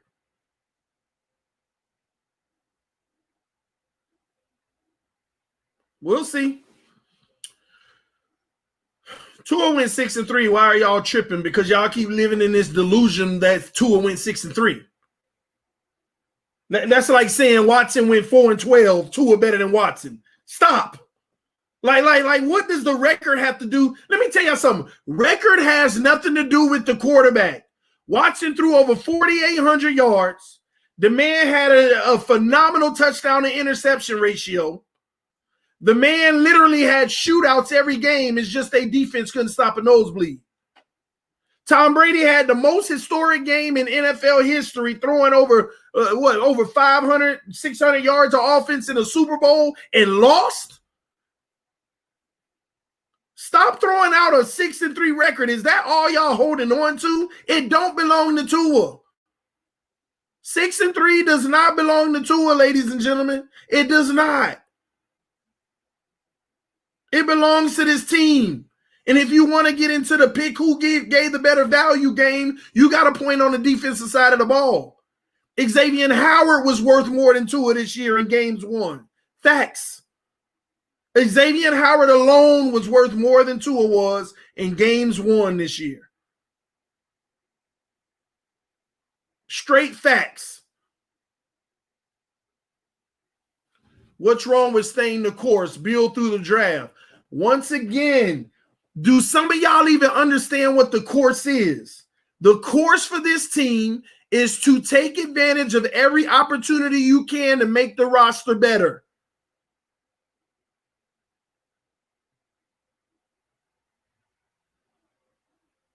They went and traded for Matt Breida. Did anybody say something about not staying the course? They try to find ways to make the roster better. Y'all think that staying the course is just draft pick after draft pick after draft pick after draft pick after draft. No. That ain't how it works. Staying the course is going to be draft picks, free agents, and trades. Trying to find value, trying to find pieces that are going to make your roster better. However it comes.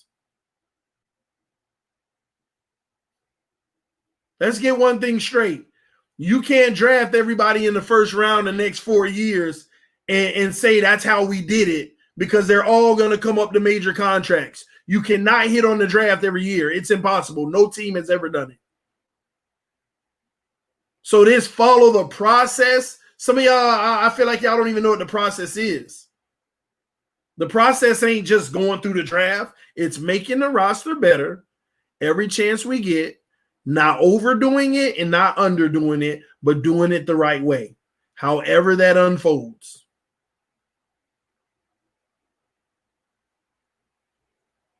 So we'll see.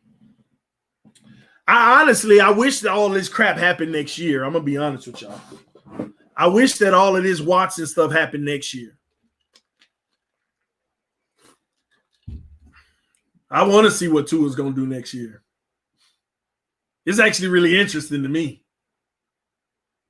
I want to see what he does next year. I actually want to see him under the reins with more weapons. What is this kid going to look like in the NFL? Better defenses. Not the same separation you get in college. But with good receivers and stuff, I want to see it. I want to see how he's going to turn out. Is he another product of his environment, or is he actually that guy?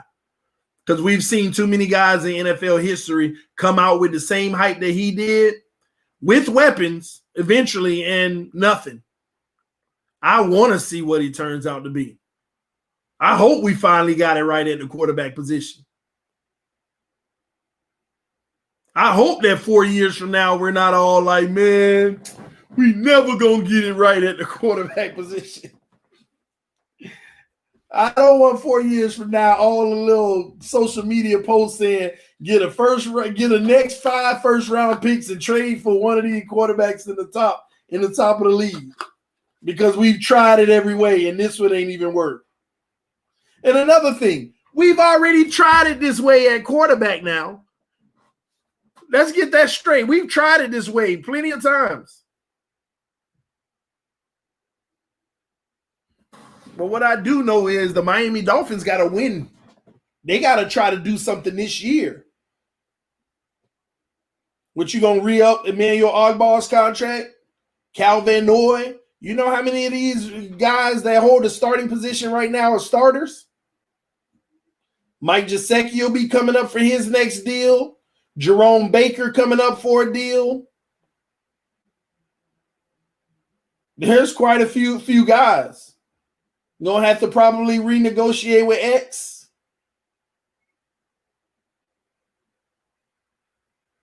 It's going to get interesting.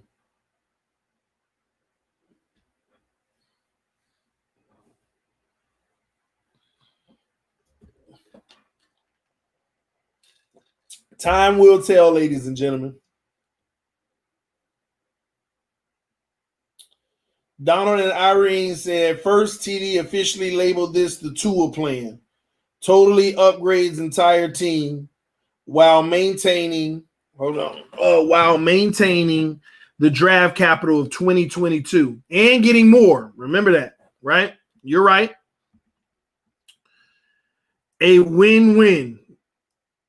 Like it better than Watson trade, however, not opposed to it.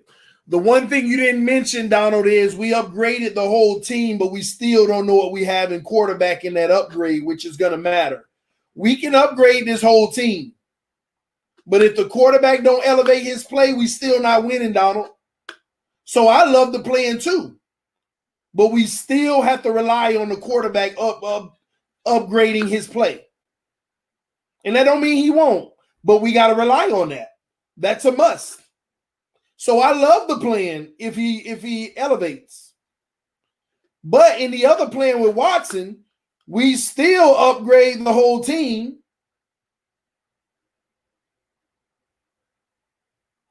Same situation. It's just that you don't have a top receiver out of the draft who still got to turn out to be great in the NFL, by the way. No, don't forget that too. You still elevate.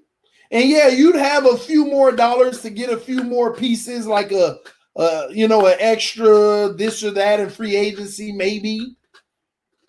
But you still elevate the whole team. We didn't even talk about the 4 remaining draft picks that we have to put on this team. I haven't even mentioned that. Both of them elevates the entire team. We built our books to still be able to maintain a Watson.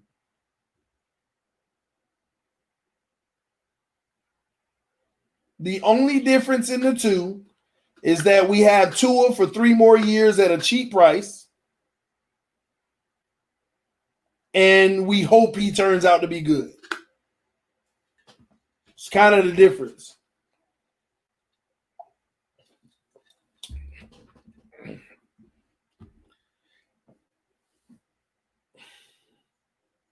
This is the Tua plan. And then I gave you the Watson plan at the end. The Tua plan is definitely going to put about another two pieces on this roster. Good pieces on the overall roster.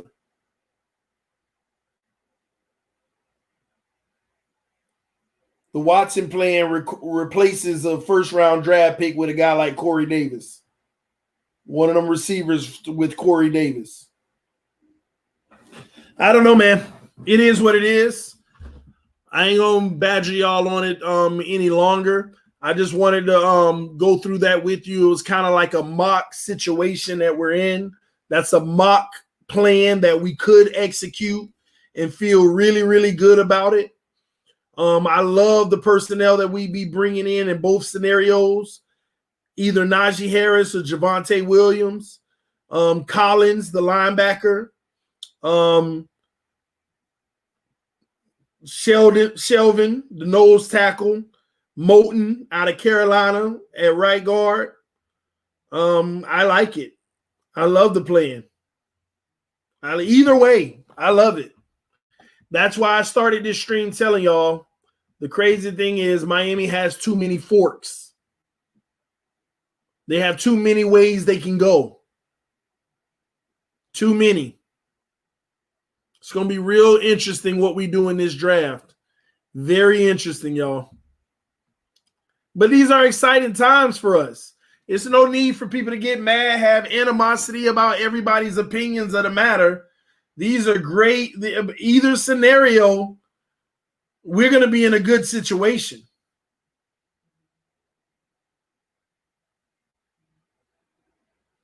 TD, you discussing this situation this way truly gives both sides an opportunity for fair evaluation of which direction appears being the best for the team. Fins up. That's what I tried to do. I ain't tried to be a homer for Watson, and I didn't try to be a homer for Tua. I gave you both scenarios, and both scenarios are great scenarios. Let me tell you why I do love the Tua scenario. Is like a little, like not a little more. I like both scenarios. But one positive about the Tua scenario is this. The way the team will be built around him, if he fails, an above-average quarterback could still take this team to the playoffs. I mean, to the Super Bowl. This would be a team that had Flacco winning. This would be a team that had, you know, those middle-of-the-road guys, the Trent Dilfer winning. This would be the team that Garoppolo had that should have won it had he not overthrown the ball. That one critical pass, he overthrew a wide-open guy late in the game.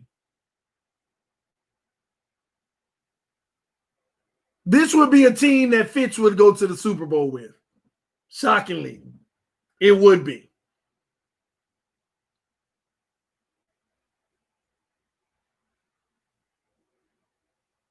The defense will really be stout in stopping the run.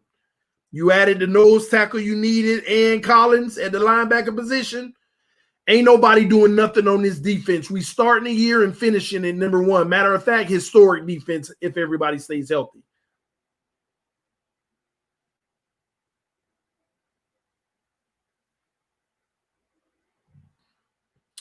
Ball game said they are not deviating. Buffalo proves it is possible. If they can do it, so I'm sure we can do it as well.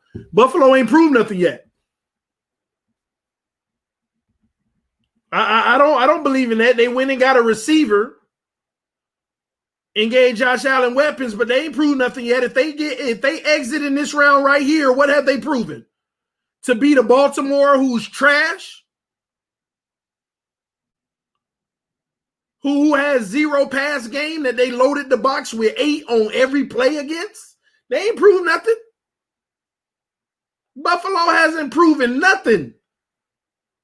Now they go win this Super Bowl, and then we talk about they proved something. Buffalo ain't proved nothing.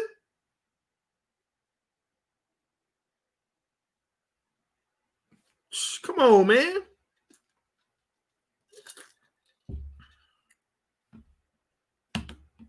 And I'm very firm on the fact that when Buffalo start dealing with the salaries, we're going to see. People also act like Buffalo did everything through the draft. No.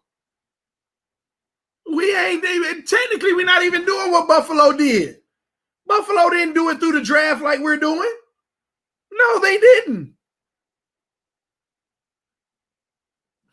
They didn't do it through the draft. Yeah, they got some pieces, but they ain't got as many as we got through the draft. Trades and free agents, spending money. That is not the same way. And a lot of teams do this. A lot of teams do this. They find themselves in a conference championship or an AFC or an NFC championship. Hey, some of them even go for broke and win the Super Bowl. But we can't say Buffalo did nothing. When you did something, you sustain it. You build something that you can sustain. The benefit for the Miami Dolphins, the reason why we may be able to sustain is because we got a lot of rookies on the O-line. We got young players on the D-line, the trenches, that ain't going to be due for a while. We got guys that are out of position playing like they played the position their whole life at certain positions like safety and stuff like that. Buffalo gonna have to do this for 2+ years to sit here and say, oh, well, see, they proved it. I mean, come on.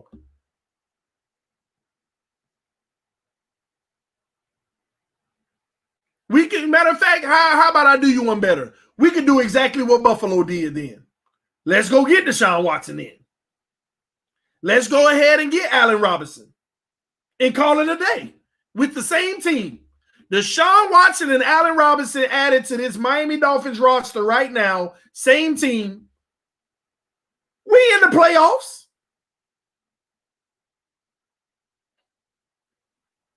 We win a round or two. Look at the Bills roster holistically. They don't even run the ball.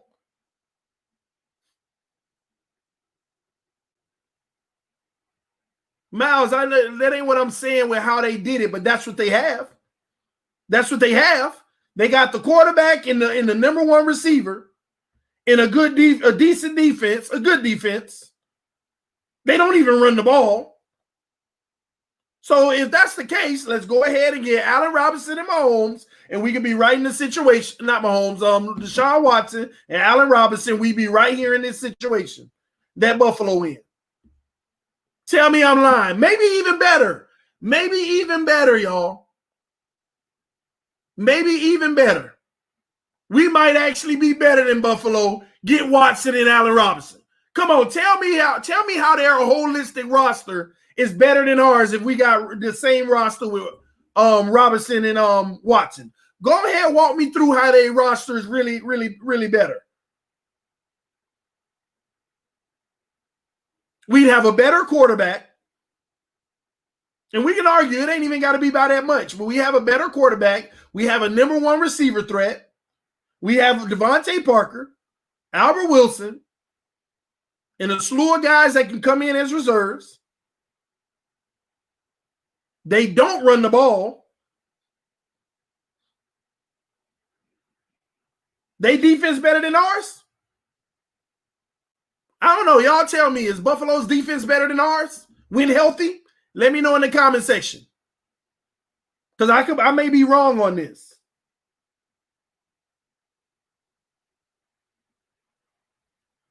No, I know ball game. They got better every season since they drafted Allen. And Buffalo is not an old team. I know they're not an old team, but they still bringing in free agents.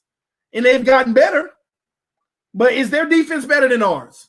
So you mean to tell me we'd have a better defense, our quarterback would be better, we have a just as good receiving core if you bring in Robinson with these guys.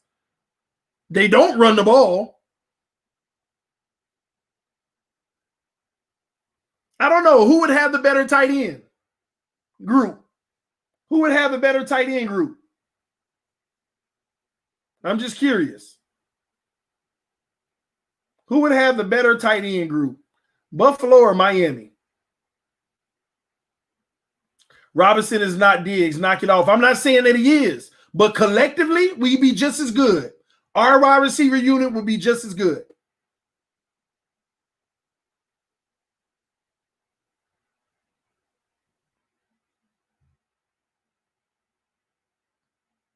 Come on, man.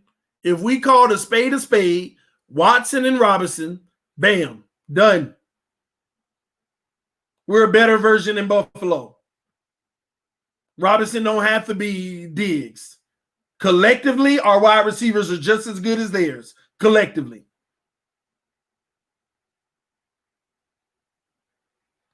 And if you don't want Robinson, go get another top one. Go get another top one. Miami has the more athletic tight end, but not a better blocking tight end per se, but it doesn't matter because they don't even run the ball in Buffalo. Pass protection helps, yeah. But as far as a pass threat, not better than Miami.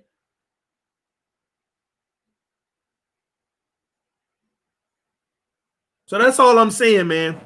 What people cannot sit here and tell me is that if you add Watson and another receiver, you can't sit here and tell me that we're not literally contenders. That's what you can't sit here and do. You can't sit here and say adding a top receiver and Watson, we're not contenders. Better defense than Buffalo. Even without a new running back, our running game is probably better. And when our running game ain't great. So that's all I'm saying. And I wasn't saying that to say, hey, we need to do Watson over Tua. No, I'm just saying because people are saying certain things that it's not adding up for me.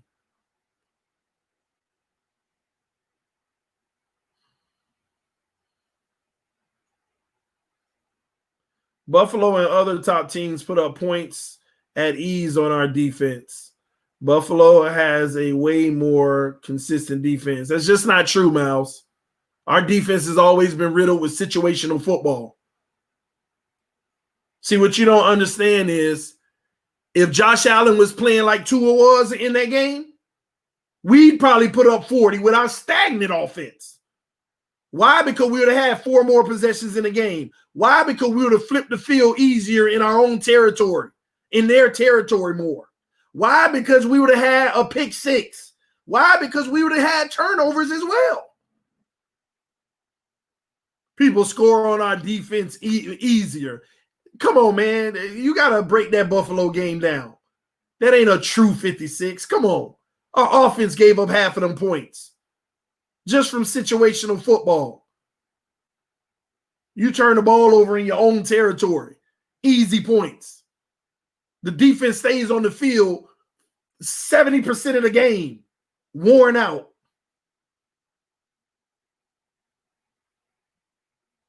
Ain't no truth. Come on, man. They put up points at ease on us. No. And then on top of it, add the fact that they don't call an offensive pass interference on a touchdown. Then they call a pass interference that was bogus that gave them pretty much a touchdown. You go back and look at those points. Our defense is legit.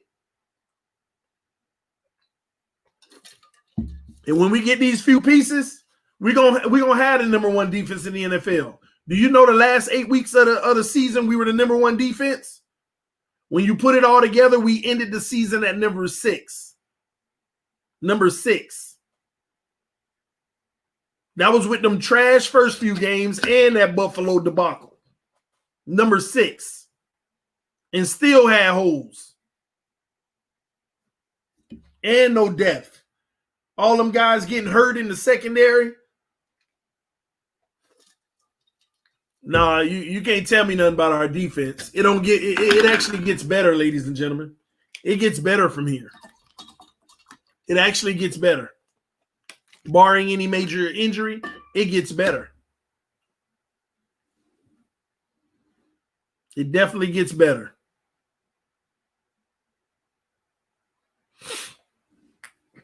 Seattle and Cards did tear us up. Cardinals did. Seattle didn't.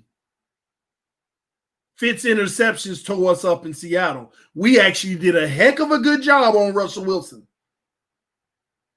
We did a very good job against Russell Wilson.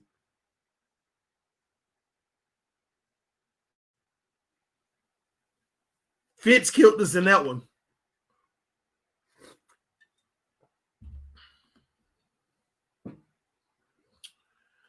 I just gave you 6 games where teams had an easy time against our defense.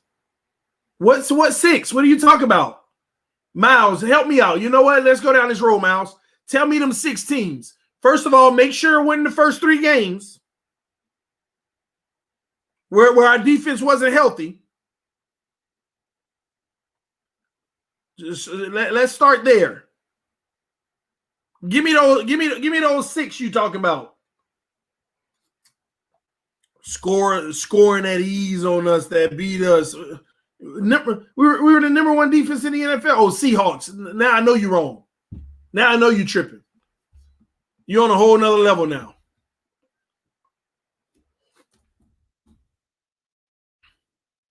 Whole nother level.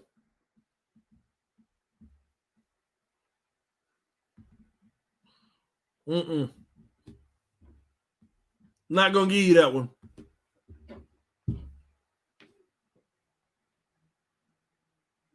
Just can't. Sorry. My bad. Just pulling this thing up for you.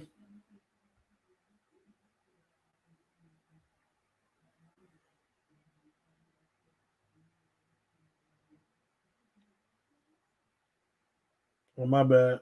Yeah. All right. Broncos offense didn't. We got turnovers on them. How many points they put up? Let me pull this up, man. Let me make sure I ain't tripping here. Make sure I ain't tripping here. All right, let me see. Where is list?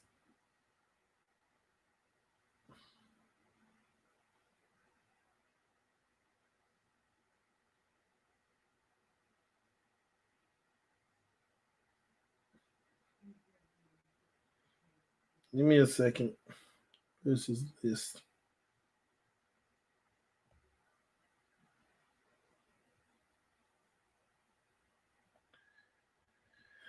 Denver Broncos scored 20 points on us, and you sitting here saying they killed us. 20 points. Drew Lock, 18 of 30, 270 yards, 0 touchdowns, by the way. Let's get that straight. 0 touchdowns by their quarterback and 1 interception. And you counting Denver. Saying that our defense got killed. Didn't have a 100-yard rusher.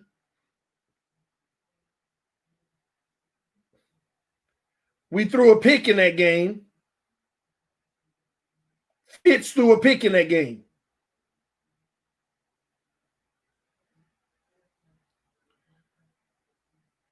Give me a second. I want to give you one of the glaring stats.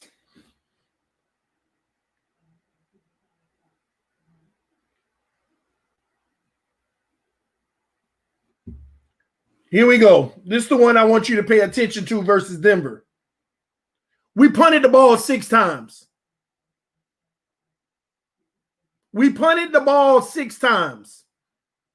So all them opportunities that Denver had, after we punted the ball 6 times,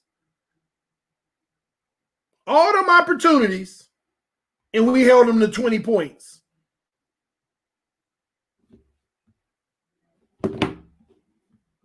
Hold on.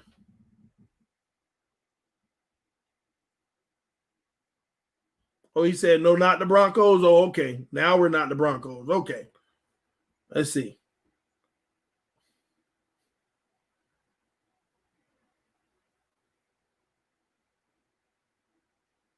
Chiefs. You're not going to get the Chiefs game from me either. And you definitely ain't getting the Raiders game. Let me break down both of those for you. I'll start with the Raiders because that's the easy one. First of all, 25 points in the game. Our starting quarterback had to get benched because we had to punt the ball 5 times in that game. We couldn't move it, owned no time of possession. You're not going to get the Raiders from me. They played good defense. The only thing they were eating on in that whole game was their tight end that was great coverage. Just outmatched. In the Raiders game, it was great coverage. It was just outmatched. The tight end, the only one that was helping to move the ball down the field. So don't sit here and say our defense got killed by the Raiders. You can X that off right away. You way off on the Raiders. Now the Chiefs game. Oh, let me bring that up. Because how many turnovers did we get on the Chiefs? You can't sit here and tell me the defense literally had 4 turnovers versus the Chiefs. So the defense held us in that game. The defense was sustaining us in that game. Matter of fact, the Chiefs game is the game that they probably should have put up 40. I mean 60 or something. But what did we do? What did we do? Let me talk to you about that Chiefs game. The first 3 quarters, we were laying straight eggs on the field. We did not look good in those first 3 quarters in the Chiefs game. But that was the game where Tua actually showed a little something at the end of it. Made a little comeback. But once again, we punted the ball 5 times in that game. 5 times. Giving them more opportunities. And they punted it 4 times. So you mean to tell me they had 4 turnovers and 4 punts? 8 total? Where we literally stopped them on drives? 8 total situations where we stopped them on drives, man. Do you know how many drives a team get in a game?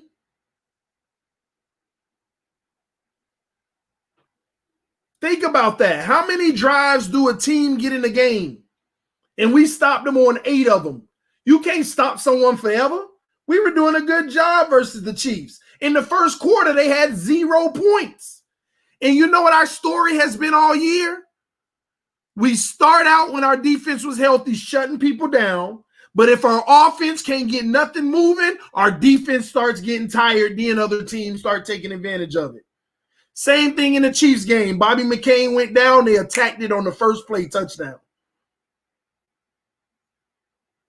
No, miss me with that mess on defense. And then when our offense finally got it picking up in the fourth quarter, where we scored 17 of our 27 points in the fourth quarter, the defense held the Chiefs to 3 points. See, that's the difference. Defenses need help from the offense to keep them off of the field, to not have them playing 80% of the game.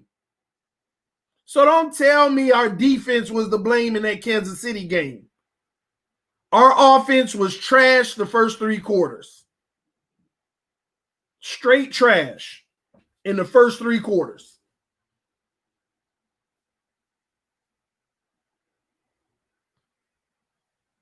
So no, miss me with that. What other games did you have, by the way? Buffalo, I give you that, but I told you it's the same situation. Let's go to this Buffalo game. Let me show you something. Guess how many points Buffalo scored in the first quarter of this 56-point blowout? Guess how many points Buffalo had in the first quarter? Guess how many points Buffalo had in the first quarter? 0. They scored 56 points and Buffalo had 0 in the first quarter. Defense, 3 and out 2 times in a row. Interception on the 3rd drive. And while I was live in that game, I said, I know we're excited about this defense. I said it on the live stream. I said, but the problem is you can't ask a defense to do this all game, keep coming out on the field that fast. Buffalo's eventually going to get something. And there go the route. That's when it started. That's when they start scoring and we start throwing picks. So, yeah, I'll give you the Buffalo game. They went on us easy. But the defense started that game the right way. 0 points in the first quarter. Our offense has always been the problem this season. They don't help. They don't uplift the defense.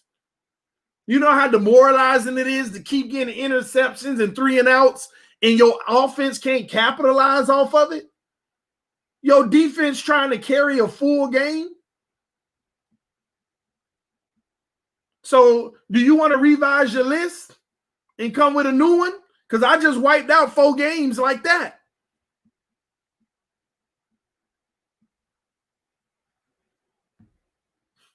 Just like that.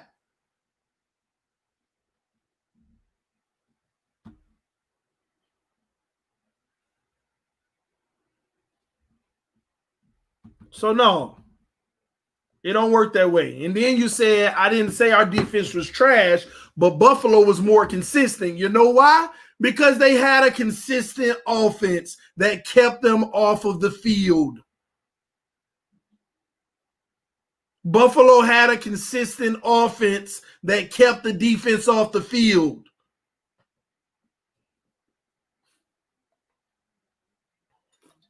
That's why. If our offense helped out a little, our defense, man, come on, man. We'd be talking about the Dolphins right now in the AFC Championship game, potentially. If our offense just played, man, our offense could have played half as well as Buffalo's.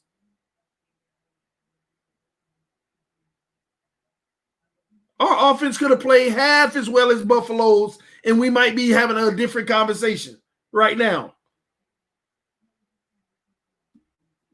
Our offense has to get better, ladies and gentlemen. Our defense can even get better as well, but a lot of our defensive problems of not being able to sustain was because of the offense. So when people say, well, Tua didn't give up 56 points, you don't understand football then. And let me be fair, not Tua. The offense didn't give up 56. You know, and I ain't talking about you. I'm not talking about you, Miles. I'm just saying in general. For people that say, well, the offense didn't give up 56, you don't understand football. This defense held them to 0 points in the first quarter. 0. They came to play. They came to help win that game. But they were the only ones that showed up. And I'm going to tell you now, in that Buffalo game, everybody gave up. The receivers and all. The first 3 quarters, Tua threw the ball over 25 times, and there was only 3 incompletions.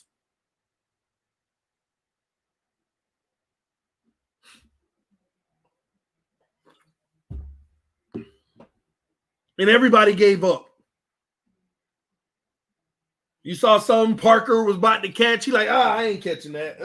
He ain't gonna get me killed on that play. Everybody gave up. You're already down by 30. Everybody gave up. Our offense got to be better to help our defense. Our defense is already there. And it can even be better, but we're there. And now we're going to bring that 1 or 2 more pieces on that defense and a little bit of depth. Oh, y'all, trust me. Trust me. It's going to be hard to score 20 points on Miami next year. I promise you that. It's going to be almost impossible to score 20 points on Miami next year. And if the offense can help out, man, we're going to have so many explosive games. Like I really do feel like there's going to be a point, even with Tua. I feel like if the offense shows up and he get in a rhythm and he's rocking and rolling, I truly do feel like there's going to be times where they talking about us around week 7 saying, listen, y'all better worry about Miami going to the Super Bowl. They out here blowing everybody out. And impressive teams. Impressive teams. Because what y'all don't realize, even in that 56-26 loss, had our offense played well, I'm telling y'all, we still could have won that game. We still could have won that game. Think about it. First quarter, 3 points. Second quarter, 3 points. Third quarter, 7 points. 13 in the fourth.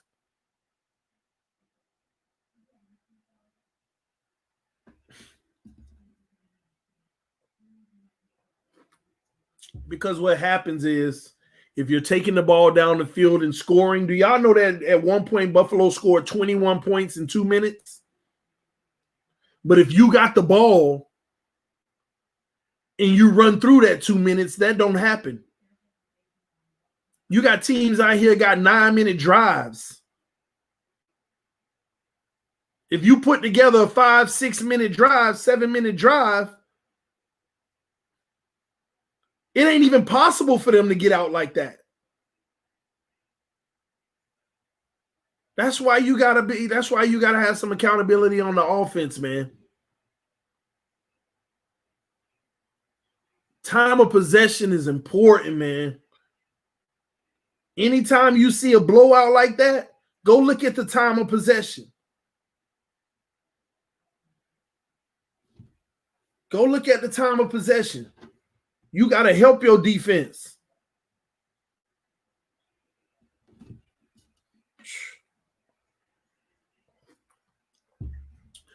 But next year, we'll see how it all works out, man. But we coming up on about 2.5 hours. I think this is a really good stream. Somebody said Mahomes is ruled out. I don't know how true that is. We'll see. Yeah, it looks like he practiced again. And Mahomes say he feels better, feels good after Thursday's practice, but remains in the protocol. So, yeah, I don't see nothing about him being ruled out. And he got majority of the snaps Thursday in practice. He'll be fine. He'll be playing. Appreciate you, Donald. Thank you, everyone, for tuning in to the show. We ain't got to agree on everything, man. I mean, we're not going to. But time tells all, and we all want the same thing to win. We got to get that Super Bowl one way or another, man. I just hope we make the right decisions to do it. Even if those decisions are different from what I would want us to do. As long as it ends up in a win, we all win. That's all that matters, guys. All right? This is TD FINSTALK, home of the real Miami Dolphin fans. Fins up. Hit that like button on your way out, guys. I appreciate your love and support. We want to get 500 likes on every video. Punch that like button. Thank y'all for your support as always, guys. And I'll see y'all. Well, I may go live tomorrow, but depend on the news and stuff because things keep dropping. But you got Dwayne Haskins. He's going to be up with the Steelers, if I'm not mistaken. That's a good move by them early to absolutely, Miles. You already know what time it is, homie. But good move by the Steelers bringing in Dwayne Haskins. I love how they pulled the trigger real quick to do it because all they're doing is saying Ben got 1, 2, 3 years left. Whatever he got left, let's go ahead and keep on scouting people. Let's keep looking at people. You know, forget what he did in Washington. Let's see what he does here as a backup. You know, maybe we feel good about moving on in the future with him. You know, same thing with the Bucs when they brought Josh Rosen in. That's what it's about. You keep trying to find that guy regardless. And they're doing it ahead of time. They're doing it now while they're still going to be maintaining Bill for a while. I mean, Bill, I said. I mean Ben, all right? So smart move by them. I actually wanted us to at least take a look at them. Doesn't mean I wanted us to get them, but at least take a look at them. You know, if it's something you want to take that chance, then bring them in. Because I'm telling y'all, it's one thing to say about situational football. Just like we all say, if Tua had better weapons of this and that and this, he would be better. If Mahomes had less weapons, he may not be better. If Josh Allen didn't have Diggs, he may be another average quarterback this year. So I get all that. The situation does matter, but they also got to prove it. So we'll see. We'll see, all right? So at this point, if the organization feels like they're all in on Tua, listen, I will accept nothing less than them getting everything he needs because he deserves it. We do not want to treat Tua the way that we treated Tannehill. We do not want to treat Tua the way that we treated Tannehill. If they're all in on Tua, then he deserves nothing less than to get everything he needs around him to not require him to have all the pressure. No quarterback deserves to have all the pressure on them because no quarterback can do it all. None of them can do it all. So let's see what we do in this offseason. Priority is going to be a tackle, a running back, and another receiver. However they do it. We'll see. But appreciate y'all tuning in. This TD FINSTALK, home of the real Miami Dolphin fans. I'll see y'all later. Peace. Love y'all.